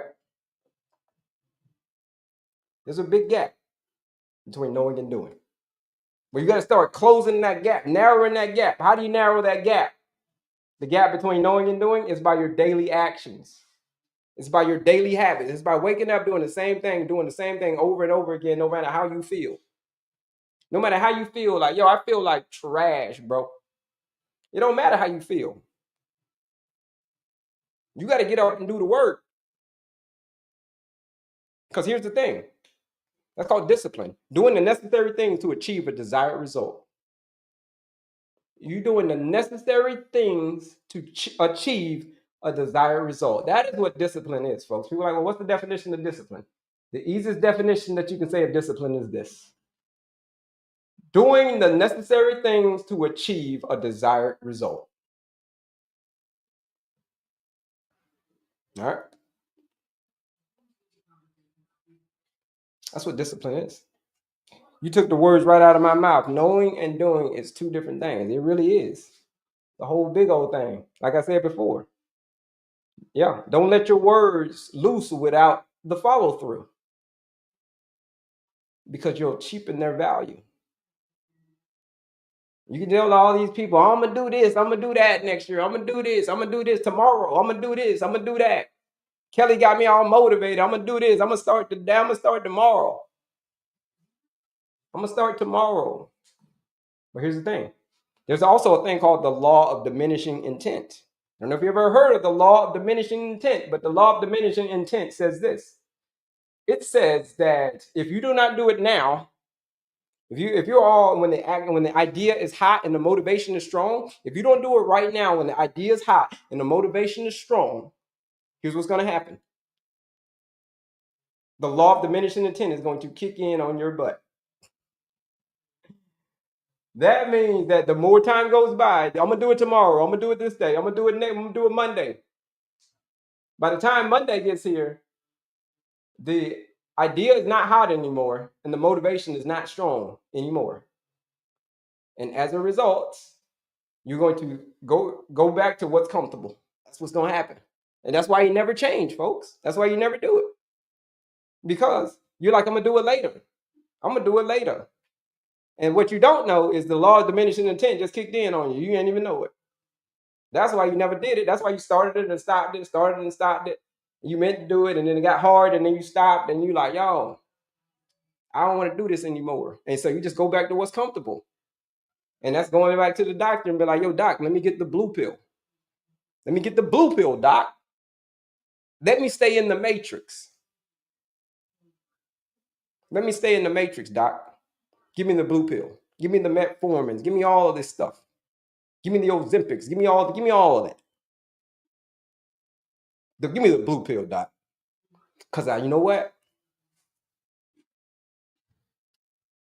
I knew that if I took that red pill, there was going to be work involved. And I was going to have to get outside of my comfort zone.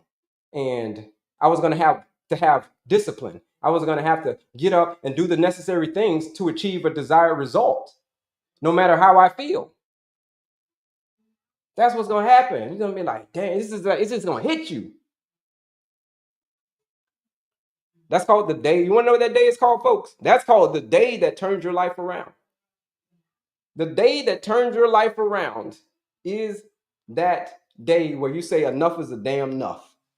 Enough is a damn enough with this diabetes thing, with this high blood sugar, with all of this. I just told you, if you've been on here live the whole time, folks, I told you how dangerous it is to have a high A1C. Didn't I tell you that? It's dangerously high. It's dangerously high. Right? So you got to learn how to play this game a whole lot better. You got to stop talking about it. We got to stop talking about it because you are the author of your own ship. I mean, of your own story, your own comeback story. Sorry, you're the author of your own comeback story. So if you've been down and out, if you've had diabetes for many, many years, you've been down and out. You had some minor setbacks. Because when you get diagnosed with type 2 diabetes, it's a minor setback. It can be major. It can be a major. So it depends on how you look at it. It could be minor in the sense that, like, oh, like it was for me. It was a minor setback. What was a major setback was when I lost my mom from the same condition. When I lost my mom from the same condition, that was a major setback. But now, you're the author of your own story. Come back. That's right. That's right. What's your new book going to be about? Are you going to talk about that old book from the same book that you've been living the same life 5 last 10 years? Or are you going to write a new book? You're going to write a new book on your life. When you want somebody to write a book about you, if you want somebody to write a book, when you write a book, somebody like, damn, I wrote a book about this, a biography about this guy's life. Would you want your book to say, right? And here's what you want your book to say. Here's what your book will say. A lot of people's book says this, and I hate to hear this, here's what their book says. I passed away at the age of 25, but they didn't bury me until the age of 75.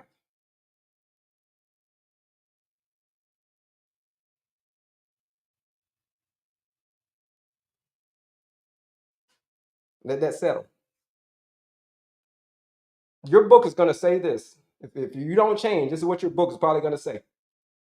I passed away at the age of 25, and they didn't bury me until I was 75 years old. What does that mean? That means 50, that 50-year gap,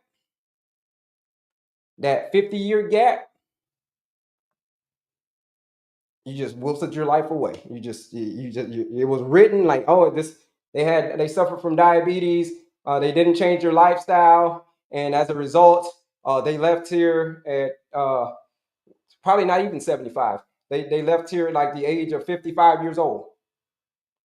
All because they didn't want to change. And then that's how your book is going to be.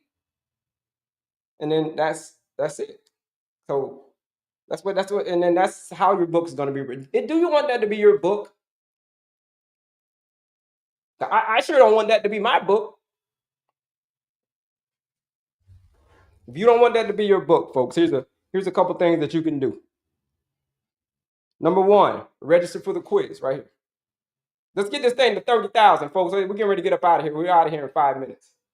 Let's get this. And then if you want to join the challenge, folks, use that discount code FIGHT. We're getting ready to get up out of here in 5 minutes. Let's get this thing to 30,000, folks, before we get up out of here. Bebop that screen, share this live out with anybody that you know struggling with this doggone condition. You get what I'm saying? Click right up here. Click on my picture again. Bebop that screen, folks. Let's get to 30K. We got 3 minutes. Let's get that thing to 30K. Right here, look. It's supposed to be here. All right, come on. Here we go. You click right up here. You click on my picture again. Here's where all the stuff is. If you're ready to rewrite your book, if you're ready to be the author of your own comeback story, here's where it starts, right here. Click that link. Right here. There's the quiz. You can go take the quiz. It's a 2-minute quiz that you can take to understand and learn your diabetes management style. It's the author. You're the author of your own comeback story. This is where it all starts. You got the master class right here in blue. The master class is in blue. It's free. And then there's a PDF. Folks, this link is like Disney World for a diabetic. If you're a diabetic and you click on this link, I grew up in Orlando, so I know a thing or two about Disney World. I actually auditioned to be Mickey when I was a kid, but I didn't get the role because I was too tall. But for my action takers, if you gotten to the point where like, yo, I don't want that to be my story, Kelley. I don't want that to be my story, bro. I don't want them to write that. Let's see how this lady's writing in a book. I don't want that to be my book. If you don't want that to be your book, join the 14-day blood sugar reset challenge. What are we doing in the challenge? It's $99 to join the challenge. But if you use the live discount code today, live discount code, it's fight night, right? It's fight night. So that's why the discount code today is fight, folks. So it's a discount code. You're going to join the challenge for $69 instead of $99. I'm going to teach you how to play this game of Tetris. I'm going to teach you in how to write this book. When they write your book, it's going to be a pivot in your book. When they're writing that book, they're like, they had all this stuff going on, all this negative stuff with diabetes. Then all of a sudden, there was a turning point. And then that turning point, then that's when they're going to rewrite your book. But you're the author, though. You're the author of that comeback story. You know what I'm saying? Join the 14-day blood sugar reset challenge. It's $99 normally to join this challenge. But today, you use that live discount code. You're joining the challenge for $69. Where it's a blueprint. Where it's a blueprint. In 2 weeks, your blood sugar, I promise you, you hang out with me for 2 weeks and let me be the captain of your ship for 2 weeks. Everything that eat, what are you eating? Okay, when are we eating? How much are we eating? All of that stuff. You eat that, you follow this, and guess what's going to happen? Your blood sugar is not even going to look this. Your blood sugar is going to look night and day different. You ain't even going to recognize yourself. And then that's going to be a new story in your book. Remember all that stuff I said about 25 and 75? That's not going to be your story. Your story is going to be like, this person wrote their own comeback story and they defeated type 2 diabetes. They were one of the fantastic few. The fantastic few who defeated type 2 diabetes. They were one of those. They were not part of the mediocre many. The mediocre many is the people, everybody else, who just stays around in their misery and just says, I'll just sit around and play the game a little bit different. Let's stay in my comfort zone. Here's the thing about that, folks. That's a choice to stay inside of your comfort zone. It is a choice. Here's the thing. We're getting ready to get up out of here. Monday through Saturday, folks. We'll be back Monday. 7 a.m. between 7 a.m. and 7:15 Central Standard Time. Monday through Saturday, we're here, folks. We're here 6 days a week. We'll be back. Hold up. They gave me a little puzzle piece. We'll be back. But here's what I want you to remember. Life is about choices. The choices that you make today, the choices that you make tomorrow, the choices that you make about diabetes, all the choices that you make. Here's the thing. I want to leave y'all with this. When we're born, we look like our parents. That's what we look like when we're born, our parents. But when we die, we look like our choices.